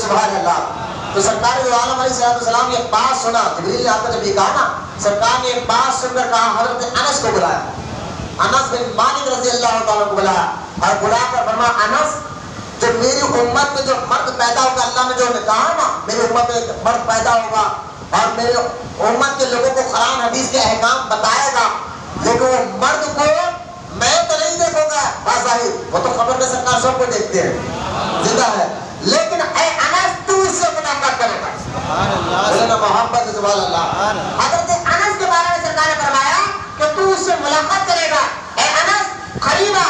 حضرت انس قریب گئے، حضرت انس قریب گئے تو سرکار دو عالم علیہ السلام نے اپنا لعاب، اپنا تھوک ان کے منہ میں ڈالا اور فرمایا جب وہ مرد، کیونکہ میں دیکھ رہا ہوں، سرکار نے فرمایا اے انس میں دیکھ رہا ہوں وہ مرد میں امت میں پیدا ہوگا، وہ تجھ سے پڑھنے کے لیے ضرور آئے گا، مجھے محبت سے سبحان اللہ، وہ تجھ سے پڑھنے کے لیے ضرور آئے گا۔ اور دیکھا دنیا والوں نے کہ امام اعظم حضرت انس بن مالک کے پاس پڑھنے کے لیے ضرور گئے تھے، اور یہاں سرکار کا علم غیب دے کے سرکار جانتے تھے کہ انس اس وقت تک زندہ رہے گا، تبھی تو سرکار نے حضرت انس کے منہ میں اپنا لعاب ڈال کر کہا جب وہ مرد تجھ سے پڑھنے آئے گا نا، اپنا لعاب جہنم اس کے منہ میں ڈال دینا، بولے نا محبت سے سبحان اللہ۔ یہ ہے امام اعظم ابو حنیفہ رضی اللہ تعالیٰ جو تابعی ہے۔ اچھا تابعی کہتے ہیں جس کو سرکار نے فرمایا اللہ تعالیٰ نے اس کو بخش دیا جس نے مجھے دیکھا، بولے نا محبت سے سبحان اللہ، جس نے مجھے دیکھا اور ایمان لایا اللہ نے اس کی بخشش فرما دی، جو صحابہ اکرام ہے، اور سرکار نے فرمایا اللہ نے اس کو بھی بخش دیا جو میرے دیکھنے والوں کو دیکھا، جو صحابہ کو دیکھا وہ تابعی ہوا۔ سرکار فرماتے ہیں اور حدیث پاک میں اللہ کے رسول علیہ السلام فرماتے ہیں کہ سب سے اچھا زمانہ میرا، سب سے اچھا زمانہ کس کا ہے؟ حضور کا زمانہ ہے، اور کیسا مبارک زمانہ ہے؟ اللہ تعالیٰ قرآن پاک میں والعصر ان الانسان لفی خسر کہتا ہے محبوب تیرے زمانے کی قسم، سرکار فرماتے ہیں کہ سب سے اچھا زمانہ میرا، اور اس کے بعد میرے صحابہ کا زمانہ، پھر اس کے بعد تابعی کا زمانہ۔ تو حضرت امام اعظم پیدا کب ہوئے؟ جس کے بارے میں سرکار نے فرمایا میرے بعد کا زمانہ اچھا، اس کے بعد کا بھی زمانہ اچھا، جس زمانے کو سرکار نے اچھا زمانہ کہا ہے اس زمانے میں امام اعظم پیدا ہو رہے ہیں۔ دیکھیں غیب طور پر پیدا ہونے سے پہلے سرکار نے پہلی بار امام اعظم کے بارے میں کہہ دیا، کہا میری امت میں اور ایسا عالم ہوگا کہ علم اگر ثریا تارے پر بھی ہوگا تو یہ فارس النسل نوجوان وہاں سے لے کر آئے۔ مطلب کیا ہے؟ ثریا کس کو کہتے ہیں میں بتاتا ہوں، آسمان میں جو تارے ہیں ان تاروں میں سب سے اونچا تارا، اس تارے کا نام ہے ثریا، بولے محبت سے سبحان اللہ، اس تارے کا نام ثریا ہے۔ تو لہٰذا اس ثریا تارے کے بارے میں سرکار کیا کرے، اگر علم قرآن حدیث کا علم ثریا تارے پر بھی ہو، سمجھانے کے لیے مثال دینے کے لیے سرکار نے فرمایا قرآن اور حدیث کا علم ثریا کے تارے پر بھی ہو، آسمان میں جو تارے ہیں ان تاروں میں سب سے اونچا تارے کا نام ثریا تارا ہے، تو سرکار فرما رہے ہیں اگر علم ثریا تارے پر بھی رکھا ہوا ہے تو امام اعظم وہاں سے جا کر علم لائے گا اور لوگوں کو سکھائے گا، محبت سے سبحان اللہ۔ اب آپ کو میں نے کہا نا امام اعظم کو آپ کو جاننا ضروری ہے، آپ کو جاننا ضروری ہے۔ 1300 سال سے مسلمان ان کی تقلید کرتے ہوئے آ رہے ہیں، بڑے بڑے بزرگان دین ان کی تقلید کرتے ہوئے آ رہے ہیں، لہذا بندہ نواز ہو، غریب نواز ہو، نظام الدین اولیاء ہو، بابا فرید گنج شکر ہو، یہ بھی انہی کی تقلید کرتے تھے، بزرگان دین بھی کرتے تھے۔ امام اعظم ابو حنیفہ کے بارے میں نے حدیثیں سنائی آپ کو، چند حدیثیں، اب حدیثیں آپ نے سن لیا، اب آؤ میں آپ کو امام اعظم ابو حنیفہ تھے کیسے یہ جاننے کے لیے آؤ میں آپ کو لے کر چلتا ہوں جس دور میں لوگوں نے امام اعظم کو دیکھا ان سے سنیا، اور اس دور میں کس نے دیکھا؟ بڑے بڑے بزرگان دین نے امام اعظم کو دیکھا، اور بڑے بڑے بزرگوں میں سب سے بڑے بزرگ امام حسین کے بیٹے، بولنا سبحان اللہ، امام حسین کے بیٹے حضرت سید امام زین العابدین، ان کے بیٹے امام محمد بن باقر، امام محمد بن باقر رضی اللہ تعالیٰ عنہ سے یہ مدینے میں تھے، امام اعظم کوفہ سے مدینہ گئے امام محمد بن باقر سے ملنے کے لیے، بولے نا محبت سے سبحان اللہ، جب ملنے کے لیے جب کوفہ گئے تو آپ ایک ہی ملاقات میں امام اعظم رضی اللہ تعالیٰ عنہ کی گفتگو سے امام محمد بن باقر خوش ہوئے. بولتے رہیے سبحان اللہ. کون آ رہا کوئی آ رہا, میرے بات تھوڑا غور کرے کہ بڑے بڑے بزرگان دین امام اعظم سے بھی اتنی محبت کرتے تھے. یہ حسین کا بیٹا امام محمد بن باقر رضی اللہ تعالیٰ عنہ نے جب ان کی علمی گفتگو کو سنا اور سن کر خوش ہوئے, خوش ہو کر ان کی پیشانی کو چوما, امام اعظم کی پیشانی کو چوما اور انہیں اپنے سینے سے لگایا. اور دوسرے موقع پر امام ابو حنیفہ پاس ظاہر آپ فرماتے کہ امام محمد بن باقر کہ یہ امام اعظم ہے نا, دیکھیں امام محمد بن باقر کہتے تھے حسین کے پوترے, امام حسین کے بیٹے امام زین العابدین, ان کے بیٹے امام محمد بن باقر. امام محمد بن باقر کہتے تھے یہ ابو حنیفہ ابو حنیفہ کے پاس ظاہری علم ہے اور باطنی علم کے خزانے ہمارے پاس ہیں. اب یہ امام محمد بن باقر امام اعظم کے بارے میں کہتے تھے, اور امام محمد بن باقر کے بیٹے امام جعفر صادق کیا کہتے تھے؟ محبت سے سبحان اللہ. امام جعفر صادق رضی اللہ تعالیٰ عنہ امام ابو حنیفہ کو دیکھ کر آپ فرماتے تھے امام جعفر صادق اے ابو حنیفہ میں دیکھ رہا ہوں تم میرے نانا جان صلی اللہ تعالی وسلم کی سنتیں زندہ کرو گے.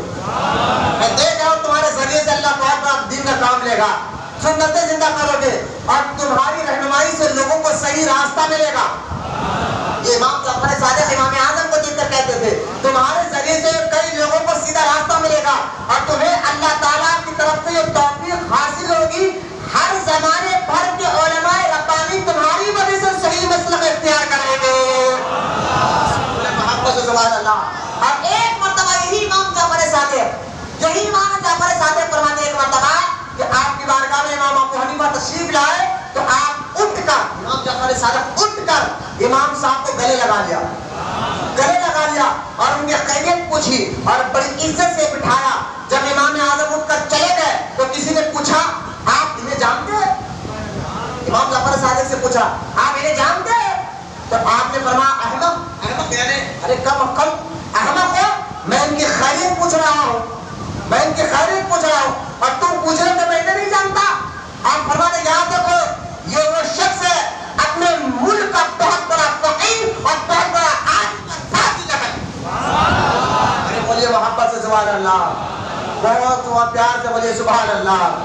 امام جعفر صادق کہتے ہیں اپنے ملک کا بہت بڑا فقیہ, عالم و فاضل ہے. فقیہ کس کو کہتے ہیں, عالم کس کو کہتے ہیں, میں ایک الگ موضوع ہے, میں آپ کو پہلے بتا رہا ہوں. امام اعظم ابو حنیفہ رضی اللہ تعالیٰ عنہ کو حضرت امام محمد بن باقر کتنا چاہتے تھے, حضرت امام جعفر صادق کتنا چاہتے تھے. یہ امام حسین کے پوترے اور ان کے علم کا دعائیں کرتے تھے اور ان کے علم کی تعریف کرتے تھے. اندازہ کرو کہ امام اعظم ابو حنیفہ رضی اللہ تعالیٰ عنہ کو اللہ تعالیٰ نے کیسے علم سے نوازا تھا. اگر دیکھیے ایک بہت بڑے امام ہے اور ایک مدینہ پاک میں ان کے فالوور ہے, ان کا نام ہے امام مالک. کیا نام ہے ان کا؟ امام مالک رضی اللہ تعالیٰ. امام مالک رضی اللہ تعالیٰ عنہ جو ہے اتنے بڑے امام ہیں, اندازہ کرے مدینے کے یہ بڑے فقیہ تھے, مدینے میں رہے ساری زندگی. امام مالک رضی اللہ تعالیٰ مدینے میں زندگی رہے اور آج بھی ان کی قبر مبارک مدینے کے قبرستان جنت البقیع میں موجود ہے. امام مالک رضی اللہ تعالیٰ عنہ مدینے کے لوگ سے آ کر پڑھا کرتے تھے. اندازہ کریں آپ بولے سبحان اللہ. عرب لوگ ان سے آ کر پڑھا کرتے تھے, مدینے میں رہا کرتے تھے امام مالک. اور اتنے بڑے عاشق رسول تھے امام مالک رضی اللہ تعالیٰ عنہ, اتنے بڑے عاشق رسول تھے کہ جب بھی آپ کہیں جاتے تھے نا مدینے پاک میں تو آپ مدینے کی درے دیواروں کو چوما کرتے. آپ مدینے پاک کے درے دیواروں کو چوما کرتے تھے. لوگ پوچھتے تھے اے امام مالک اتنے بڑے آپ اتنے بڑے محدث تھے, آپ عالم و فقیہ تھے امام مالک رضی اللہ تعالیٰ عنہ. جب کوئی بھی آپ سے سوال کرنے آتا, گھر پر دروازے پہ دستک دیتا تو آپ پوچھتے کیوں آئے ہو؟ تو وہ کہتا کہ میں آپ سے کچھ مسئلہ پوچھنے آیا ہوں. تو آپ کہتے ٹھیک ہے آؤ. اگر کوئی آ کر کہتا اے امام میں آپ سے کوئی حدیث پوچھنے آیا ہوں تو امام مالک کہتے ٹھہر جاؤ, آپ حدیث سنانے سے پہلے غسل کرتے. بولے گا محبت سے سبحان اللہ. اور جس تخت پر بیٹھ کر آپ کو حدیث سنانا ہوتا اس تخت کو آپ دھواں دیتے دودھ کی دھوانی سے. اتنا احتیاط کر کر پھر ادب کے ساتھ تخت پر بیٹھتے اور جب حدیث سنایا کرتے تھے. یہ امام مالک حدیث کا اتنا ادب. اور ساری زندگی آپ نے مدینہ منورہ میں سواری پر نہیں بیٹھا، یعنی گاڑی اس دور میں اونٹ یا گھوڑے ہوتے تھے نا، آپ نے کبھی اونٹ پر یا گھوڑے پر بیٹھا نہیں۔ کسی نے پوچھا حضور آپ اونٹ یا گھوڑے پر بیٹھتے کیوں نہیں ہے؟ فرمایا مدینے کی زمین پر سرکار آرام کر رہے ہیں۔ بہت سبحان اللہ، مدینے کی زمین کے اندر سرکار آرام کر رہے ہیں اور میں گھوڑے پر بیٹھ کر جاؤں؟ یہ ایک عادت تھا، عشق تھا، محبت تھا امام مالک کا۔ کون امام مالک؟ ارے اندازہ کرو ایسے عاشق گزرے ہیں جن کے ذریعے سے اللہ نے دین کو بہت بڑا کام لیا امام مالک سے بھی۔ میں آپ کو بتانا چاہتا ہوں کون امام مالک؟ جو ساری زندگی آپ نے مدینے منورہ میں پیغمبر نہیں کیا، جب بہت کم کھاتے تھے آپ، زیادہ جو نا آئے نا پوشن کم کھاتے تھے، اور جب بھی پوشن آتا 4 یا 5 دن میں ایک بار تو ہم مدینے کی سرحد پار کر جاتے۔ بولے لا سبحان اللہ، کیا عشق تھا کہ جس شہر میں سرکار رہتے ہو، ادب اتنا، محبت اس شہر سے، یہاں تک کہ امام مالک رضی اللہ تعالیٰ خبرنا مسلمانوں، امام مالک رضی اللہ تعالیٰ جو کب کے میں امام مالک کب کے بزرگ ہیں؟ یہ آج سے 1300 سال پرانے بزرگ ہیں۔ ہاں مدینے میں رہتے تھے، بولو سبحان اللہ، اور مدینے کا اتنا ادب کر کر بتاتے تھے۔ آج لوگ یہ کیا کر رہے ہیں؟ یہ تم لوگ انڈیا پاکستان والے ایسا ادب کر کر بتائے تھے، میں نے کہا پہلے سے یہ دور سے چلتے ہوئے آ رہا ہے۔ 1300 سال پہلے ایسے مسلمان امام مالک رضی اللہ تعالیٰ عنہ، آپ در و دیوار کو چما کرتے تھے، مدینے کے دیواروں کو چما کرتے تھے، پتھروں کو چما کرتے تھے۔ کسی نے پوچھا امام اتنے بڑے محدث ہو، اتنے بڑے فقیہ ہو، لیکن مدینے کی کبھی دیوار کو چمتے ہو، کبھی پتھروں کو چمتے ہو، کیوں؟ کہا اس لیے چمتا ہو کبھی سرکار یہاں سے گئے ہو۔ اب پوچھنے والے نے پوچھا اگر ٹھیک ہے سرکار اس راستے سے گئے ہوں گے کہ جاتے آتے سرکار نے اس پتھر کو دیکھا ہوگا، اس لیے چمتے ہو، یا سرکار کا کوئی کپڑا لگا ہوگا؟ تو سرکار امام مالک کہتے ٹھیک ہے میرے آقا کا کپڑا تو اس دیوار کو نہیں لگا ہوگا، لیکن اس پتھر میں تو حضور کو دیکھا ہوگا۔ بولے نا سبحان اللہ۔ کہا ارے کیا معلوم ہے حضور کو دیکھا؟ غور کرے، آپ فرماتے ٹھیک ہے سنو، کبھی میرے سرکار کا کپڑا نہیں لگا ہوگا اس پتھر کو، یا سرکار نے اس پتھر کو دیکھا بھی نہیں ہوگا، لیکن اس مدینے کے در و دیوار تو وہ ہے جنہوں نے حضور کو تو دیکھا ہے، اس لیے میں چما کرتا ہوں کہ یہ در و دیوار نے حضور کو دیکھا ہے، اس لیے چما کرتا ہوں۔ وہ امام مالک رضی اللہ تعالیٰ عنہ۔ اچھا آپ مدینے پاک میں آج دیکھو اتنے بڑے امام ہے امام مالک رضی اللہ تعالیٰ عنہ، مدینے پاک میں ساری زندگی گزارے، بہت سے لوگوں نے اسے علم حاصل کیا، اور امام مالک رضی اللہ تعالیٰ عنہ آج آپ مدینے میں جائیں، کل لوگ یہاں جو عمرہ کرنے گئے وہ معلوم ہے، اگر آپ مدینے پاک میں جائیں تو جاگی کے سامنے ہاتھ اٹھا کر دعا کر لیے نہیں دی جاتی وہاں پہ، وغیرہ شرک ہے، یہ بیٹھاتا ہے کعبے کی طرف منہ کرو، کعبے کی طرف منہ کرو، وہاں ٹھہر کر دعا کرو، کعبے کی طرف چہر کر دعا کرو، قبر مبارک کی طرف چہرہ کر ہاتھ اٹھا کر دعا کرنے آپ بھی نہیں دیتے، لیکن یہ آج ان لوگوں نے نیا طریقہ نکالا، دین میں نئی باتیں انہوں نے نکالی ہے۔ واللہ عزت اللہ کی عزت جلال کے قسم کھا کر کہہ رہا ہوں ہمارے بزرگوں کا جو عقیدہ تھا اس عقیدے کو آپ اپنائیے۔ قرآن یہی تو کہتا ہے نا، سورہ فاتحہ پڑھتے ہیں نا، صراط الذین انعمت علیہم، اے اللہ سیدھا راستہ چلا، راستہ ان کا جن پر تیرا انعام ہوا ہے۔ لہذا صراط الذین انعمت علیہم تو آپ پڑھتے ہو، اے اللہ صراط الذین انعمت علیہم جن پر اللہ کا انعام ہوا ہے۔ یہ بڑے بڑے بزرگان جن میں ایک امام مالک بھی آتے ہیں، امام مالک وہ ہے جن پر اللہ کا انعام ہوا ہے، ان کا عقیدہ دیکھو، مدینے کتنے بڑے محدث فقیہ لوگ دین سیکھنے کے پاس آتے تھے۔ یہ ایک بار مدینے پاک میں حضور کے قبر مبارک کے سامنے بیٹھے اور اس دور کا بادشاہ آیا، اس دور کا بادشاہ آیا، اور بادشاہ آ کر جو ہے بات کرنے لگا، بھائی بادشاہ کا عام آدمی تو نہیں تھا، وہاں کا بادشاہ تھا اس دور کا، آ کر بات کرنے لگا، جب بات کرتے کرتے اس کی آواز تھوڑی اونچی ہو گئی، آواز اونچی ہو گئی، امام مالک نے یہ نہیں دیکھا کہ سامنے بادشاہ بیٹھ کر بات کر رہا ہے، امام مالک نے آواز نکال کر کہا بادشاہ آواز نیچی کر لے۔ سبحان اللہ، تو قرآن کی آیت نہیں پڑھا، رسول اللہ کے سامنے آؤ تو اپنی آوازوں کو نیچے کر کر بات کرو۔ تو قرآن میں سورہ الحجرات میں اللہ فرماتا ہے محبوب جو تیرے دربار میں آ رہے ہیں نا ان سے کہنا اپنی آوازوں کو تیرے سامنے اونچی نہ کرے۔ ارے یار بولو سبحان اللہ، یہ بھی تو خیر کی آیت ہے نا، کبھی اس آیت پر بھی تو بات کر کر بتاؤ لوگوں کو کہ حضور کی عظمت و مقام و مرتبہ کیا ہے۔ سورہ الحجرات کی ایک آیت میں آتا ہے امام مالک رضی اللہ تعالیٰ نے فرمایا آواز نیچی کرو، بادشاہ نے پلٹ کر دیکھا، ارے تو مدینے کا سب سے بڑا فقیہ ہے، سب سے بڑا عالم ہے. اس نے کہا ٹھیک ہے، آواز تو نیچے کر لیا. اب آ کر کہا حضور ایک مسئلہ پوچھنا ہے. یہ کب کی بات ہے؟ 1300 سال پرانی بات ہے. اور اس دور کے مسلمانوں کا عقیدہ کیا تھا، اور اس دور کے مسلمانوں کے جو سب سے بڑے عالم تھے ان کا عقیدہ کیا تھا، جن کے ذریعے اللہ نے دین کا کام لیا ہے. پرانے لوگوں کے عقیدے پہ چلو، آج کے لیٹسٹ وہابیوں کی باتوں پہ مت آیا ہے. جو آپ درگاہ سعودی جانے سے پہلے، حرم جانے سے پہلے، عرب جانے سے پہلے ہر جمعرات یوسف بابا کے پاس آتے تھے. حرم جانے سے پہلے ہر جمعرات یہاں آتے تھے. وہاں گئے تھوڑا کما کر آ کر شرک بدعت سیکھ کر آئے. انہوں نے سنا نہیں ہوتا شرک ہے. اب تھوڑی عربی میں آ جاتی، آگے اللہ تعالیٰ شرک شرک شرک آپ بہت سیکھ لیتے ہو لوگ کہ شرک ہے، بدعت ہے. اب آ کر ہمیں تانا دیتے، تم لوگ ملتان والے ہو، تم لوگ ملتان والے ہو، تم لوگ ملتان والے ہو. اب سن کر میں بھی بولا ٹھیک ہے، ہم ملتان والے ہیں، تم غالدان والے تم غالدان والے ہو. تمہیں تو اب میرے دین وہاں سے آیا ہے، سعودی سے دین آیا ہے. سعودی میں میلاد نہیں ہوتا، سعودی میں عرس کسی ولی کا نہیں ہوتا، سعودی میں جھنڈے نہیں لگائے جاتے. یہ ہندوستان پاکستان میں والے ایسا کام کرتے ہیں. سعودی میں کوئی درگاہوں کی زیارت نہیں کرتا. ہم نے کہا بابا جو آج کے سعودی ہے ان کی بات مت کرو، آپ 1300 سال پہلے جاؤ، ان صحابہ کی بات کرو. صحابہ کو جب بھی مشکل آتی تو حضور کی قبر شریف کے پاس آ کر دعا کرتے تھے. سبحان اللہ، بولو محبت سے سبحان اللہ. مسند امام احمد بن حنبل میں حدیث پاک موجود ہے. حضرت سیدنا ابو ایوب انصاری رضی اللہ تعالیٰ عنہ. ابو ایوب انصاری یہ کون ہے؟ جب سرکار مکہ چھوڑ کر مدینہ آئے تو سرکار ان کے گھر میں رکے تھے. ابو ایوب انصاری رضی اللہ تعالیٰ عنہ مالک کا دور ہے، حضور دنیا سے تشریف لے گئے، اور مروان کا دور ہے. حضرت ابو ایوب انصاری رضی اللہ تعالیٰ عنہ حضور کے روضے مبارک پر سر رکھ کر بیٹھے. سبحان اللہ، صحابی ہے اور تمام صحابی جنتی.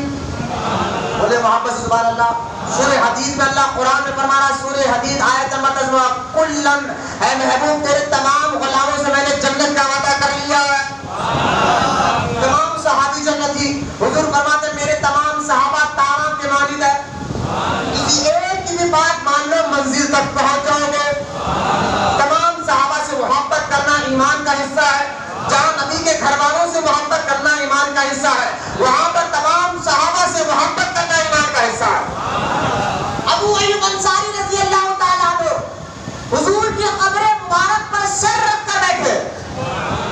مروان آیا پیچھے، یہ اس وقت مدینے کا گورنر تھا، سید تھا. وہ آیا اور یہ مروان بڑا بدبخت آدمی تھا. اسی کے چغلیہ کرنے سے کربلا کا واقعہ ہوا، کبھی سناؤں گا انشاءاللہ میں واقعہ. تو مروان آیا، دیکھیں حکومت اس کے ہاتھ میں آ گئی، حضور کے دنیا سے چلے گیا.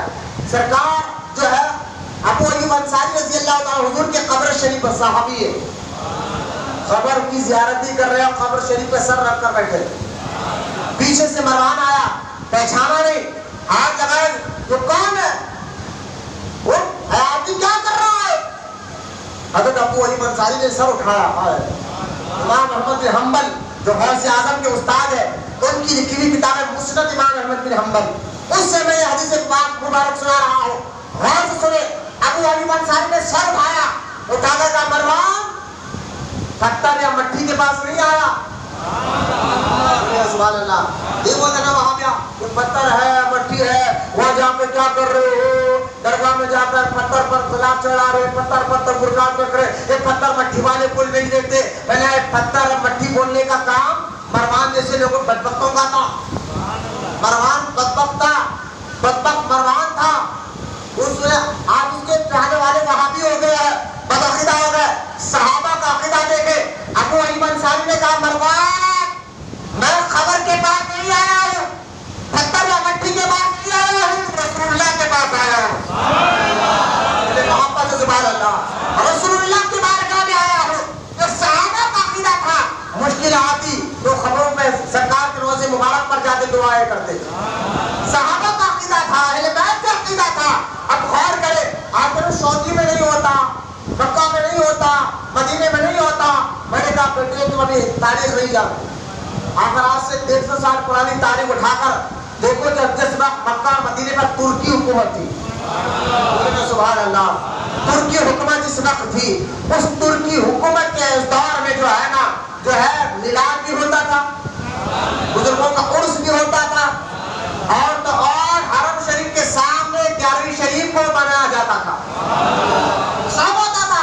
آج سعودی عربیہ آ کر قبضہ کرا، سعود اس کا نام تھا، سعود کون تھا؟ لیکن میں سیاسی بات نہیں کرتا، میں آپ کو تاریخ بتا رہا ہوں، میں صرف تاریخ بتا رہا ہوں بھائی، جو تاریخ ہے وہ بتاؤں گا، جو دن ہے تو دن کہوں گا، رات ہے تو رات کہوں گا، جس طریقے سے آپ آئے جناب میں تاریخ بتا رہا ہوں۔ اگر میں نہیں بتاؤں، آپ جائیے بچے جس کو گوگل آتا ہے، انٹرنیٹ آتا ہے، آپ جا کر تاریخ کے احجاز مارے آپ کو پوری ڈیٹیل گوگل پر مل جائے گا۔ ہم کیا بولے بھائی، گوگل پہ سارا سرچ کرو، تمہاری ساری سچائی وہاں لکھی ہوئی ہے، انٹرنیٹ پر لکھا ہوا ہے، گوگل پر سرچ کرو تو تم کون تھے، کیسے تھے، کیسا تم نے قبضہ کیا، ترکیوں کو کیسے بنایا، وہ ساری ڈیٹیل لکھی ہوئی ہے۔ تمہارے تم سعودی کے ہاتھ اپنے آپ کو کہتے ہو کہ یہ شرک ہے، یہ بدعت ہے، اب تم کو پہلی مشکل آئی تو امریکہ سے مدد مانگتے ہو۔ یہ آپ پیپر ہے، نیوز ہے، آپ بھی جانتے، مجھے یہ ڈھکی چکی بات نہیں ہے، یہ کہہ رہے ہیں غوث اعظم سے مدد مانگنا شرک ہے، غریب نواز سے مدد مانگنا شرک شرک شرک، چیخا مار مار کر کہتے ہیں، لیکن جب ان کو کوئی پریشانی آئے تو مدد امریکہ امریکہ کے پاس ہے۔ آج بھی دیکھیں آپ امریکہ سے مدد لے رہے ہیں، ایران افریقہ کی طرح، یہ سعودی کو ڈرا ہے نا امریکہ کا محفوظ کے ساتھ، پاپا ہم کو معلوم ہے پہلے سے صاحب اس کے ساتھ تمہارا کام ہی یہود و نصارہ کر کے مسلمانوں کو تفرقہ ڈالو، تو لہٰذا یہ لوگ کیا آپ کا بات مانیں گے، ان سعودیوں کی بات مت مانو، اگر عربوں کی بات ماننا بتا رہا ہے، ان عربوں نے اپنے حضور پر جان بھی قربان کیا، مال بھی قربان کیا، ان کے عقیدے کو اپناؤ۔ ایسے عربوں کو برا نہیں بولیں گے جو عاشق رسول ہو، ایسے عرب جو کعبے کی کمائی پر شراب پیتے ہو، ایسے عرب اپنے آپ کو بولنے والے جو کعبے کی کمائی پر جوئے کے بازار قائم کرتے ہو، جدہ میں مورتی بٹھا تو شرم تو تمہیں آنا چاہیے ہے، گریشن کے موقع پر مورتی تم بٹھا رہے ہو جدہ میں، کہتے ہم اس کو لا رہے ہیں، سب کو لے کر چل رہے ہیں، تعجب ہے، تعجب ہے، ایسے حکومتوں کی لوگ تعریف کرتے جاتے جو مورتیاں بٹھا رہے ہیں۔ الغرض میں آپ کو بتا رہا ہوں، میں آپ کی حکومتوں کو دیکھ کر اپنے ایمان عقیدے کو برباد نہ کرے۔ 1400 سال سے جو مسلمانوں کا عقیدہ چلتے ہوئے آ رہا، پیچھے والوں کے عقیدے کو دیکھ کر اپنا ایمان مضبوط کر لیں۔ پیچھے والے مسلمان کون؟ وہی مسلمان اللہ فرماتا ہے صراط الذین انعمت علیہم، جن پر اللہ کا انعام ہوا۔ 1300 سال پہلے عقیدہ، آج کیا کر رہے ہیں؟ بازار کے سامنے دعا نہیں کرنا، شیر کا کعبے کی طرف کرو، یہ آج نکال لینا۔ امام مالک کا دور تو 1300 سال پرانا دور تھا، بولے نا محبت سے دوبارہ۔ امام مالک کا دور 1300 سال پرانا دور تھا نا۔ بادشاہ آ کر کہتا ہے امام مالک دعا کرنا ہے تو خبر شریف کی طرف چہرہ کرو یا کعبے کی طرف چہرہ کرو؟ فتویٰ دے دو، آپ مدینے کے بڑے عالم و فاضل ہے، قاضی عیاض بہت بڑے محدث اور مجدد گزرے نے اپنی کتاب میں لکھا، امام مالک سے جب بادشاہ نے کہا اب تو میں روزے کے پاس آ گیا ہوں، چہرہ کدھر کر کر دعا مانگوں؟ آپ وہاں بھی چہرہ کرنے نہیں دینا، لیکن مسلمانوں کا عقیدہ کیسا تھا دے دے۔ امام مالک 1300 سال پہلے کہتے ہیں اے بادشاہ اگر چہرہ حضور سے پھیرے گا تو پھر چہرہ کرے گا کدھر؟ سبحان اللہ، چہرہ حضور کے روزے مبارک سے پھیرے گا تو کرے گا کدھر؟ ابھی سرکار کے روزے کی طرف چہرہ کر کر دعا نہ کر، اللہ تیری دعا کو ضرور قبول فرمائے گا۔ بولیے محبت سے سبحان اللہ۔ دیکھیں اللہ والوں کی یاد بنانے سے یہ ساری باتیں معلوم ہوتی ہے کہ آج آپ کو ذہن کھڑا نا مدینے میں جائے نا وہ لمبا کھڑا ہوتا ہے نا چہرہ کا روزے کی طرف نہیں کرنا، چہرہ ادھر کرو ادھر کرو۔ ارے میں تیری بات تھوڑا مانیں گے، ہم پرانے مسلمانوں کی بات مانیں گے، پہلے کے مسلمان ہیں، تو تھوڑا ہی عرب ہے، تو سعودی کا پنڈو ہے، تجھے کیا مانیں گے؟ ہم جو ہے ان کے بات مانیں گے جنہوں نے قرآن۔ آج میں ایک آخری جواب دیتے ہیں، بات کو ختم کر آگے بڑھاتا ہوں کہ آپ لوگ کہتے ہیں سعودی میں یہ نہیں ہوتا، سعودی میں نہیں ہوتا، آپ یہ کی بات کریں۔ یقیناً دین سعودی سے پیدا ہے، اسلام مکہ حرم سے پیدا ہے، لیکن ہم دین سیکھیں گے تو مکہ اور مدینہ یعنی سعودی کو دیکھ کر نہیں، قرآن حدیث کو دیکھ کر۔ یہ ہمارا عقیدہ ہونا چاہیے، قرآن حدیث ہمیں کیا کہہ رہا ہے اس کو دیکھ کر آپ دین سیکھیں۔ ان سعودیوں کا آج کے آپ کہیں گے حضرت کوئی مجھ سے بولے گا مولانا عربوں کو برا نہیں بولنا حدیث میں آیا ہے، میں نے کہا بالکل آیا ہے، بالکل آیا ہے، عربوں کو برا مت۔ سرکار نے فرمایا عرب لوگوں کو برا، سو مل کر عربوں کو برا، سرکار نے فرمایا بار بار، میں میں بھی اس بات کو مانتا ہوں کیونکہ ہم ہے نا یا بیٹھ کے حق بات ہی بتاتے ہیں. پھر آپ بولے مولانا جب عربوں کو پورا نہیں بولنا تو ابھی تو چلا چلا کر سعودی کے لوگوں کو بولے. میں نے کہا سنو آگے بھی سنو. مجھے ایک بات بتاؤ, ابو جہل کیا ہے؟ عربی تھا نا بھائی, عرب کا رہنے والا تھا نا. ابو جہل عربی تھا, ابو لہب بھی عربی تھا, عرب کا رہنے والا تھا. اگر کوئی ابو جہل یا ابو لہب کو برا بولے گا تو کوئی بولے گا نہیں عرب کو برا مت بولو, جبکہ خود قرآن میں اللہ تعالیٰ نے آیت ہے تبت یدا ابی لہب وتب. ابو لہب کا نام لے کر اللہ نے کہا ابو لہب تو ہلاک ہو جا. تو میرے نبی کی طرف ہاتھ اٹھایا نا ابو لہب, اللہ نے قرآن میں آیت اتار کر کہا تبت یدا ابی لہب وتب. ابو لہب تو ہلاک ہو جا. میرے محبوب کی طرف ہاتھ اٹھا رہا ہے. تو یہاں معلوم کیا ہوا, جو عرب ہو کر نبی کا گستاخ ہو تو مسلمانوں کی قدموں کی دھول بھی نہیں.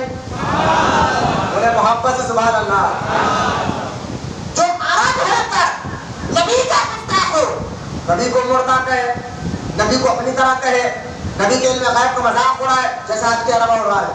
آج کے عرب اللہ اللہ اللہ اللہ سب اللہ ہے. میں نے کہا سنو سب اللہ ہے اور اللہ کہتا ہے یہ یہ کیا میں نے کہا دیکھو ہم کہتے ہیں گناہ کرو تو اللہ سے توبہ کس سے کرنا ہے؟ اللہ کی بارگاہ میں توبہ کرنا ہے نا. گناہ کرو تو توبہ مانگنا ہے اللہ سے, معافی مانگنا کس سے ہے؟ بولے یار کس سے مانگنا ہے؟ اللہ سے مانگنا ہے. اللہ کی بارگاہ میں ہم سے کوئی غلطی ہو گئی معاف مانگو اللہ سے. اللہ کہتا جاؤ کا محبوب تیرے غلاموں کو کہہ دے اگر انہوں نے کوئی گناہ کوئی خطا کر لیا تو مجھ کے پاس نہیں, وہ تیرے پاس آئے اور تیرے پاس آ کر ٹھہر کر دعا مانگے تو اللہ واللہ غفور الرحیم. تو کہتے اللہ ہے, اللہ کہتا ہے مصطفیٰ ہے, ان کے پاس سے آؤ میں مانوں گا. ڈائریکٹ نہیں, ان کے پاس سے آؤ میں مانوں گا. تو آج تک کوئی عرب ہو کر نبی کی گستاخی کرے تو مسلمان کے قدموں کی دھول میں نہیں. یہ عقیدہ بناؤ اور یہ بھی عقیدہ مان لو. اور عربی ہو عاشق رسول, عربی ہو حضور کا کہنے والا, عربی ہو ہم کہتا ہے کہ میرے آقا جیسے ایسا کوئی نہیں. تو ایسے عربی کے قدموں کی خاک ہماری آپ کا سرما ہونا چاہیے. ایسے عربوں سے محبت کرو جو عاشق رسول ہو, ایسے عربوں کو دھول نہ سمجھو جو گستاخ رسول ہو. جو آج کے جو مینجمنٹ ہے, میں کیا بولوں, لوگ کہتے ہیں ارے کعبے کا مینجمنٹ کر رہے ہیں, کعبے کے سامنے وہ کام کر رہے ہیں, یہ کام کر رہے ہیں. میں نے کہا دیکھو حکومت بدلتے رہتی, حکومت بدلتے رہتی. آج بی جے پی ہے, پرسوں کانگریس ہے, سیٹ بدلتے رہتی. اسی طرح کعبے پہ حکومت کرنے والا ہر کوئی تھوڑا صحیح ہوتا ہے. کعبے پہ حکومت یزید کی بھی تھی, ہے تم یزید کو جنتی بولو گے؟ کعبے پہ حکومت یزید کی بھی تھی, حجاج بن یوسف بھی کعبے پہ حکومت کر رہا تھا, یعنی حکومت اس کے پاس بھی آئی تھی. تو لہٰذا حکومت بدلتے رہتی ہے, دین نہیں بدلتا. جو صحابہ کا عقیدہ ہے, جو تابعین کا عقیدہ ہے, وہی اہل سنت و جماعت کے سنیوں تمہارا اور ہمارا عقیدہ ہونا چاہیے. امام مالک رضی اللہ تعالیٰ عنہ نے, میں آپ کو امام مالک کے بارے میں کہہ رہا تھا, کتنے بڑے امام مالک عاشق رسول ہیں, ان کا عقیدہ آپ کے بارے میں نے بتا. اب آؤ, امام مالک سے کسی نے پوچھا کہ آپ امام اعظم کو جانتے؟ اب دیکھیں بڑا ہی بڑوں کی پہچان بتاتا ہے, بڑا ہی بڑوں کی تعریف کرے تو بات سمجھ میں آتی ہے. امام مالک سے پوچھا گیا آپ پہچانتے ہیں امام اعظم ابو حنیفہ کو؟ تو آپ نے فرمایا امام مالک نے, اس کا علم کیا بتاؤں میں. امام مالک کہتے ہیں اللہ نے اس کو سمجھ دی امام اعظم کو دین, علم, حکمت اور ایسا کمال عطا فرمایا ہے.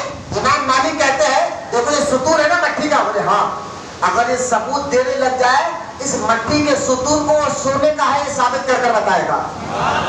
بولے نا, یعنی مثال دی امام مالک نے کہ اللہ نے ایسا علم دیا ہے, قرآن حدیث کی باریکیوں کو جو امام اعظم کو سمجھ سکتا ہے کسی اور نے نہیں سمجھا صحابہ کے بعد. بولو نا سبحان اللہ. یہ ہے امام اعظم ابو حنیفہ, جن کی تعریف میں امام محمد بن باقر جن کی تعریف کر رہے ہیں, جن کی تعریف امام جعفر صادق کر رہے ہیں, جن کی تعریف امام مالک کر رہے ہیں. وہ امام اعظم ابو حنیفہ ہے جن کے بارے میں اللہ کے رسول علیہ السلام نے پہلے فرما دیا تھا کہ میری امت میں ابو حنیفہ نام ایک شخص پیدا ہوگا اور اس کو اللہ ایسا علم عطا فرمائے گا, سوریا تارے پر بھی علم ہوگا تو برتن لے کر آ کر لوگوں کو بتائے گا. آپ سمجھ کے بولنا سبحان اللہ. ایسے امام کہ آپ حنفی بھی ہو, آپ سب حنفی ہو, حیدرآباد جو تقریباً حنفی ہے, اور آپ جانتے ہیں حنفی کہتے کس کو ہے, کسی ایک ہر مسلمان کو لازم ہے کسی ایک کو اپنا امام بنائے اور اس کی تقلید کرے. تو لہذا امام اعظم ابو حنیفہ رضی اللہ تعالیٰ عنہ کی تقلید کرنے والے کو حنفی کہتے ہیں. اور میں نے کہا نا دنیا میں اس وقت 1.70 کروڑ مسلمان ہے, اور 1.70 کروڑ مسلمانوں میں 65% مسلمان حنفی ہے. بولے محبت سے سبحان اللہ. امام اعظم ابو حنیفہ رضی اللہ تعالیٰ عنہ کے والد کا نام ہے ثابت. بولے سبحان اللہ. اور ان کے والد کا نام ہے حضرت جو ہے نعمان بن ثابت. تو لہذا جو نعمان آپ کا بھی نام ہے, آپ کے دادا کا نام آپ پر رکھا گیا نعمان. تو امام اعظم ابو حنیفہ کہتے ہیں میرے دادا حضرت علی کے بڑے عاشق تھے. بولے گا سبحان اللہ. میں بات ختم کر رہا ہوں, اور یہی جمعہ میں صرف امام اعظم کون تھے ان کے بارے میں نے حدیثیں سنایا آپ کو, ان کے علم کے بارے میں چند اشارے دیے ہیں. اب میں بات ختم کر رہا ہوں, پھر آنے والے جمعہ میں آپ کو بتاؤں گا کہ ہم مسلمان کی تقلید کیوں کرتے ہیں انشاءاللہ. اگر آپ کو جذبہ جاننا بھی چاہے, میں نے کہا نا آج مارکیٹ میں فون نکل جائے تو ان پڑھ سے ان پڑھ مسلمان اس فون کے تمام چیزوں کو چند دنوں میں جان لیتا ہے کہ اس کو استعمال کیسا کرنا ہے, اس کو ایپ کو. تو لہٰذا فون کے بارے میں, الیکٹرک کے بارے میں اتنا آپ جستجو کر اس کے بارے میں جان لیتے ہیں, تو آپ جس کی تقلید کر رہے ہیں برسوں سے ان کے بارے میں بھی آپ کو جاننا ضروری ہوتا ہے. اب تقلید کس کو کہتے ہیں میں بات ختم کر رہا ہوں, آنے والے جمعے کو انشاءاللہ بتاؤں گا. پہلے سوچو تو صحیح امام اعظم ہے کون. امام اعظم کے دادا حضرت علی کے مرید تھے. بولے نا سبحان اللہ. مولا کائنات علی مرتضیٰ رضی اللہ تعالیٰ عنہ کے مرید تھے, اور حضرت علی کے پاس امام اعظم کے دادا محترم اکثر خدمت میں رہتے تھے. اور امام اعظم کے دادا اکثر حضرت علی کو فالودہ یعنی میٹھا لا کر بنا کر حضرت علی کی خدمت میں دیتے. اور حضرت مولا کائنات علی مرتضیٰ کہتے امام اعظم کے دادا سے, یہ فالودہ جو مٹھائی تم لائے ہو کس خوشی میں لائے ہو؟ کہا حضور ہمارے علاقے میں جو ہے نا ایک عید مناتے ہیں, خوشی مناتے ہیں, اس خوشی میں ہم یہ میٹھا اپنے گھروں میں بناتے ہیں, تو میں نے چاہا کہ آپ کی خدمت میں دے دو, آپ کی خدمت میں دے دو. تو آپ وہ میٹھا کو کھایا, اور کھا کر امام اعظم کے دادا کو مولا علی نے دعاؤں سے نوازا. اور آپ اتنے بڑے عاشق تھے مولا علی کے, آپ اپنا علاقہ فارس چھوڑ کے, امام اعظم کے دادا فارسی تھے, فارس میں رہنے والے تھے, اس علاقے کو چھوڑ کر کوفہ میں آ کر رہنے لگے. مولا علی کے گھر کے بازو گھر لیا, وہاں آ کر رہنے لگے, مولا علی کی خدمت میں رہنے لگے. اور یہی امام اعظم کے دادا کہتے ہیں مجھے جب بیٹا پیدا ہوا ثابت, بولے سبحان اللہ, یہ ثابت کہہ رہے امام اعظم کے ابا ہے, جب یہ پیدا ہوئے تو امام اعظم کے دادا کہتے ہیں میں اپنے بیٹے کو لے کر حضرت علی کی خدمت میں گیا, مولا علی کی خدمت میں گیا, اور کہا حضور مجھے بیٹا پیدا ہوا ہے, حضور مجھے بیٹا پیدا ہوا ہے. حضرت مولا کائنات علی مرتضیٰ رضی اللہ تعالیٰ عنہ نے حضرت ثابت کو گود میں لیا, اور گود میں لے کر دعا کی کہ اے اللہ اس کو برکت عطا فرما. مولا علی نے دعا بھی کی, اور اس کی نسل میں ایسے لوگوں کو پیدا فرما جن کے ذریعے سے دین کا کام ہو. امام اعظم ابو حنیفہ کہتے ہیں کہ مولا علی کی دعا ہے, اللہ نے مجھے ایسا علم سے نوازا ہے. یعنی امام اعظم کے ابا کو مولا علی نے دعا دی. مجھے محبت ہے سبحان اللہ. اور جب جا کر جو ہے امام اعظم ابو حنیفہ رضی اللہ تعالیٰ عنہ پیدا ہوئے, اور آپ بچپن سے بڑے ذہن نشین تھے, بچپن سے بڑے ذہن نشین تھے. دیکھیں آپ 17 یا 18 سال کی عمر میں تھے, یا کسی نے کہا کہ آپ کی عمر 25 یا 30 سال کی عمر تھی.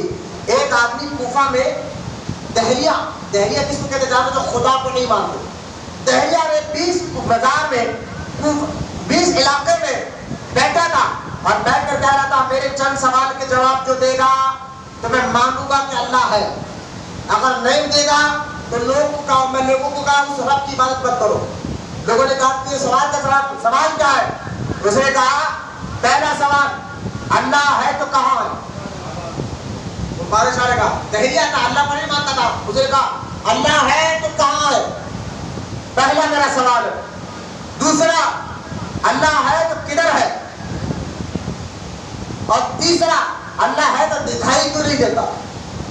یہ 3 سوال کے جو جواب دے گا تو میں بھی مسلمان ہو جاؤں گا. ورنہ یہ مسلمان ان کو کہو گا یہ مذہب چھوڑو.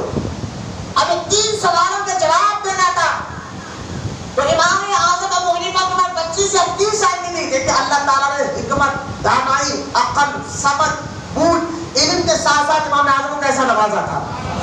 ہائے بولو محمد سبحان اللہ. امام اعظم گئے تو پہلے سوال کیا ہے تیرا؟ انہوں نے کہا پہلا سوال ہے تو اللہ ہے.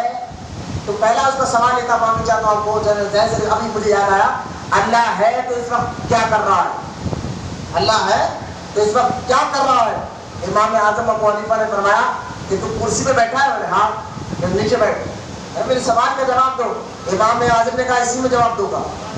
تو کرسی سے نیچے اتر اور نیچے بیٹھا. امام اعظم اس کی کرسی پہ بیٹھ گئے، اس کی کرسی پہ بیٹھ گئے. آپ بتا تیرا سوال کیا ہے؟ اس نے کہا اللہ ہے تو اب کیا کر رہا ہے ان کا. تو امام اعظم نے کہا اللہ ہے تو کہہ رہا اللہ ہے تو کیا کر رہا، اب اس وقت کیا کر رہا ہے؟ تو سن، تجھے نیچے بٹھا رہا ہے، مجھے اوپر بٹھا رہا ہے. کیونکہ یہ دہریے جو لوگ ہوتے نا قرآن حدیث کی بات نہیں مانتے، آخری بات مانتے. ہاں ان کو قرآن پتہ نہیں سمجھتے، حدیث بات. دہریہ اس کو کہتے تو خدا کو مانتے ہی نہیں.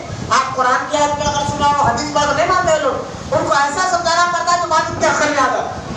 تو لہٰذا پہلا سوال اللہ ہے تو کیا کر رہا ہے؟ تجھے نیچے بٹھا رہا، مجھے اوپر بٹھا رہا. اب اس نے کہا ٹھیک ہے. دوسرا سوال اللہ ہے تو کدھر ہے؟ کدھر ہے اللہ؟ امام اعظم ابو حنیفہ رضی اللہ تعالیٰ نے فرمایا ٹھیک ہے اللہ ہے تو کدھر؟ آپ نے فرمایا آگ لگاؤ. آگ لگایا. فرمایا اس کی روشنی کدھر ہے؟ اس آگ کی روشنی کدھر ہے؟ کہا چاروں طرف ہے. پر اللہ بھی ہر جگہ موجود ہے.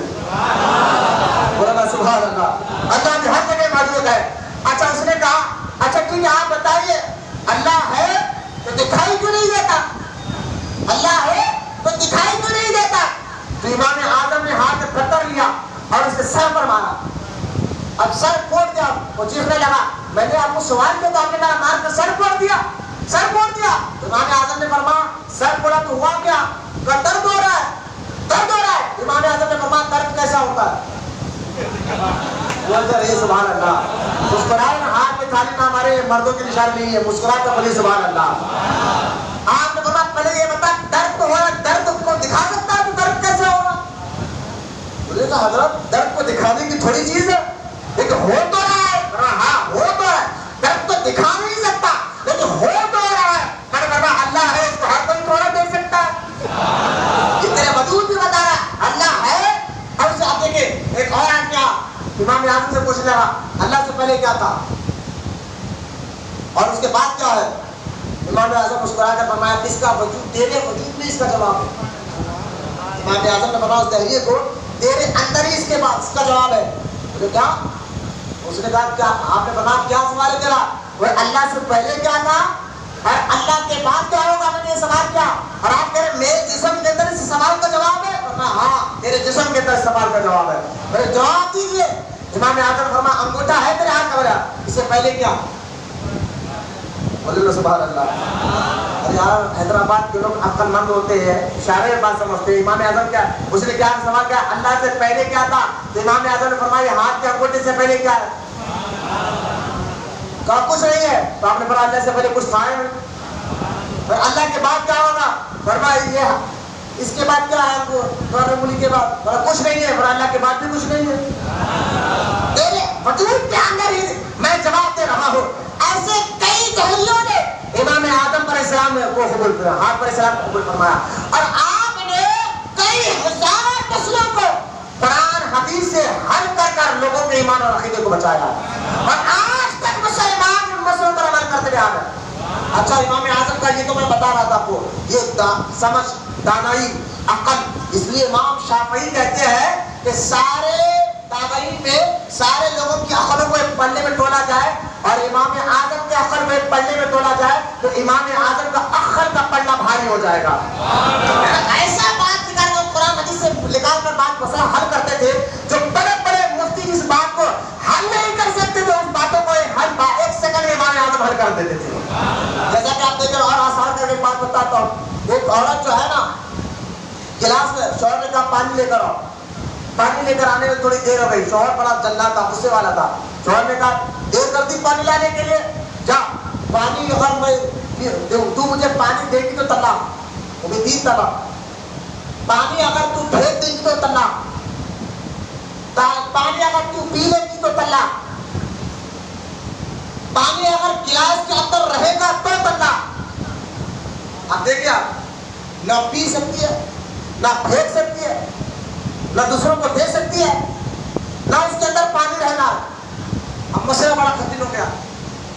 یہ عورت دوڑتے ہوئے گئی وہاں کے بڑے بڑے مولویوں کے پاس, مجھے طلاق سے بچنا کیسا ہے؟ وہ لوگوں نے کہا, مفتیوں نے کہا یار نہ تو پی سکتی ہے, نہ پھینک سکتی ہے, نہ کسی دوسرے کو دے سکتی ہے, نہ پانی گلاس میں رہنا, یہی پانی کرنا کیا ہے؟ سب نے کہا تجھے کوئی نہیں بتا سکتا طلاق سے, کیا ہوگا؟ امام اعظم نے فرمایا میں بتاتا ہوں. سبحان اللہ. آج لوگ نہیں ہے, کسی کی تقلید کی ضرورت نہیں ہے, بھائی کہتے ہیں اب بتا قرآن سے مسئلہ کیا ہے؟ قرآن ہے بھائی, قرآن میں ہر مسئلے کا جواب ہے. سمجھ جدید تھوڑی پہنچتی ہے. مجھے بتائیے مکھن جو بنتا ہے کس سے بنتا ہے؟ دودھ سے ہی مکھن بنتا ہے, دودھ سے ہی مکھن بنتا ہے. اب میں نے گلاس میں دودھ لا کر کہا بتا, میں نے کہا بتا مکھن ہے کہاں؟ تو بھائی بنتا دودھ سے ہی مکھن ہے, لیکن نکالنے والا بھی ہونا چاہیے نا, اس کو بنا کر نکالنے والا بھی ہونا چاہیے نا. اسی طرح قرآن حدیث میں ہے, قرآن حدیث دودھ کی مثال ہے اور اس سے مسئلہ نکالنا یہ مکھن کی مثال ہے. تو لہٰذا ہے تو قرآن حدیث کا مسئلہ, ہر کوئی مکھن جیسا نکال نہیں سکتا, تو ہر کوئی قرآن حدیث کو سمجھ نہیں سکتا. اللہ تعالیٰ ایسی سمجھ کسی کو عطا فرماتا ہے. اب دیکھیں لوگ کہتے ہیں کسی امام تقلید نہیں کرنا. میں نے کہا بتا بے جواب کیسے دے گا؟ قرآن سے نکال کر دے گا؟ کہیں پر لکھا ہے قرآن میں طلاق سے کیسے بچے گی عورت؟ کہیں نہیں, حدیث میں کہیں نہیں. تو امام اعظم ابو حنیفہ نے فرمایا اس عورت کو بلا, کاٹن کا کپڑا لیا اس کو ڈبا دے. سبحان اللہ. کاٹن کا کپڑا لیا اس کو ڈبا دے, وہ کاٹن کا کپڑا پانی چوس لے گا, تیرے طلاق سے تو بچ جائے گا. بولے یار محبت سے سبحان اللہ, اور محبت سے بولیے سبحان اللہ. یہ ہے امام اعظم ابو حنیفہ. قرآن حدیث کی سمجھ اللہ نے کوئی سے عطا فرمائی. آپ اچھا یہ قرآن حدیث کی سمجھ آپ کو بتا رہا ہے. آپ کو آپ کا عبادت, آپ کا تقویٰ, آپ کی پرہیزگاری ایسے تھی کہ آپ 45 سال تک, کتنے سال تک؟ 45 یعنی 45 سال تک امام اعظم فجر کے عشاء کے وضو سے فجر کی نماز ادا کرو. بات مسئلہ سمجھے آپ؟ اس لیے میں کہتا ہوں بعض لوگوں کو بھائی ٹیکا لے کر مسجد میں مت بیٹھو. کیوں ٹیکا لے کر بیٹھو گے؟ نیند لگے گی, وضو ٹوٹ جائے گا, وضو ٹوٹ جائے گا. مطلب کیا ہے؟ امام اعظم 45 سال تک عشاء میں جو وضو کرتے تھے اسی وضو سے فجر کی نماز پڑھتے تھے, اسی وضو کے ساتھ فجر کی نماز ادا کرتے تھے. یعنی 45 سال تک اللہ کی عبادت میں آپ سوئے لے. آپ کا تقویٰ, آپ کی عبادت, آپ کی پرہیزگاری ایسے تھی, قرآن حدیث کی سمجھ آپ کو ایسے تھی, اور اللہ تعالیٰ نے جو بے شمار کرامات اور فضائل عطا کیا ہے واللہ. اور میں آپ کو بتاؤں کہ کیا بتاؤں کہ کس طرح اللہ نے آپ کو آپ کے دعا میں کیسے خوبیاں اور کیسے کمال عطا فرمائے تھے. انشاءاللہ آنے والے جمعہ میں آپ سمجھ گئے ہو کہ امام اعظم کون ہے. میں نے آپ کو شروع سے اگر آپ دیکھا جائے کہ امام اعظم جس شہر میں پیدا ہوئے وہ شہر آباد کیسے ہوا, میں نے اس بات پر بات کی الحمدللہ. پھر آپ کو میں نے بتایا کہ بڑے بڑے مشائخ, بڑے بڑے علماء امام اعظم کی تعریف کیسے کرتے تھے. میں نے وہ بھی بتایا امام مالک کے بارے میں کہ ان کا عقیدہ کیسا تھا, اور ساتھ ہی ساتھ میں نے یہ بھی بتایا امام اعظم کو جو حکمت, جو دانائی اللہ تعالیٰ نے عطا فرمائی ہے, یہ مولا علی کی دعاؤں کا اثر ہے. محبت سے سبحان اللہ. کیونکہ حضرت امام اعظم کے دادا حضرت علی کے شاگرد تھے رضی اللہ تعالیٰ عنہ. تو لہٰذا مولا کائنات علی مرتضیٰ رضی اللہ تعالیٰ عنہ کے شاگرد تھے حضرت امام اعظم کے دادا محترم. اور حضرت مولا علی نے دعا دی تھی امام اعظم ابو حنیفہ کو, جن کا نام نعمان بن ثابت تھا, اور کئی لاکھ آپ کے شاگرد ہیں, اور ان کے شاگرد میں بڑے بڑے محدثین موقع ہیں, اور ان کے ذریعے سے قرآن حدیث کے ایسے مسئلے آپ نے حل کیے ہیں 1300 سال سے آج تک مسلمانوں کی کام آ رہے. بولے محبت ہے تمہارا اللہ. 1300 سال سے لے کر آج تک یہی امام اعظم کے فتوے پر آج تک مسلمان عمل کرتے رہ رہا ہے. اور یاد رکھیں 4 امام ہیں, اور 4 اماموں پر 1 ارب 70 کروڑ مسلمان 4 اماموں سے کسی ایک امام کی پیروی کرتے آ رہا ہے 1300 سال سے. اور 4 اماموں میں پہلے امام اعظم ابو حنیفہ ہے, دوسرے امام مالک ہے, تیسرے امام شافعی ہے, چوتھے امام احمد بن حنبل ہے. کون امام احمد بن حنبل؟ حنبل چوتھے نمبر پہ لا رہے، لیکن یہ استاد ہے غوث اعظم کے. بولے یا سبحان اللہ. امام احمد بن حنبل استاد ہے غوث اعظم کے، غوث اعظم انہی کی تقلید کرتے ہیں. تو سوچئے جو غوث اعظم جن کے شاگرد تھے وہ امام احمد بن حنبل ہے، ان کے استاد امام شافعی ہے، ان کے استاد امام مالک ہے، ان کے استاد امام اعظم ابو حنیفہ ہے. کیسا اللہ نے آپ کو حکمت، دانائی، علم، سمجھ عطا فرمائی تھی، اور ہم ان کی تقلید کیوں کرتے ہیں؟ تقلید کس کو کہتے ہیں؟ اور آج وہابی کہتا ہے ہمیں کسی کی تقلید کی ضرورت نہیں ہے. اگر بندہ تقلید سے نکل گیا تو سمجھو دین سے نکل گیا. میں آپ کو انشاءاللہ آنے والے جمعہ میں آپ کو بتاؤں گا. بس اپنے گھروں میں امام اعظم ابو حنیفہ جن کا اصل نام نعمان بن ثابت تھا، اپنے گھروں میں ضرور فاتحہ دلائے. جن کا مزار بغداد میں غوث اعظم کی درگاہ سے 3 کلومیٹر آگے آج بھی مسجد میں امام اعظم ابو حنیفہ کے نام کے مسجد کے ساتھ آپ کی بارگاہ موجود ہے. آپ ضرور فاتحہ دلائے، جن کے ذریعے اللہ نے دین کا بہت بڑا کام لیا تھا. اور سرکار دو عالم صلی اللہ تعالی علیہ وسلم نے ان کے پیدا ہونے سے پہلے ان کے بارے میں بشارت دے دی تھی. اللہ تعالیٰ کی بارگاہ میں دعا ہے کہ ہم تمام کو کہنے سننے سے زیادہ عمل کی توفیق عطا فرمائے. اللہ تعالیٰ ہمیں بزرگوں کے طریقے پر چلنے کی توفیق عطا فرمائے. اللہ تعالیٰ ہمیں بزرگوں سے محبت عطا فرمائے. اللہ تعالیٰ جس نے تو اے میرے مولا جن جن پر تم نے انعام عطا کیا ہے ان نیک بندوں سے محبت کے ساتھ ساتھ ان کی تعلیمات پر بھی عمل کی توفیق عطا فرمائے. امام اعظم نعمان بن ثابت رضی اللہ تعالیٰ کے صدقے میں مولا ہمارے اور ہمارے ماں باپ کی بخشش فرما، ہمارے مرحومین کی بخشش فرما، ہمارے رشتہ داروں کی بخشش فرما. جتنے بچے بوڑھے بچے یہاں بیٹھے مولا ان کے مشکلوں کو ختم فرما، پریشانیوں کو ختم فرما. ان میں سے جو بیمار ان کو صحت عطا فرما. ہم سب کی دعاؤں کو سرکار مدینہ صلی اللہ تعالی علیہ وسلم کے صدقے میں اور امام اعظم ابو حنیفہ رضی اللہ تعالی عنہ کے صدقے تو فیم مولا ہم سب کی دعاؤں کو قبول اور مقبول فرما. وما علینا الا البلاغ والحمد للہ رب العالمین.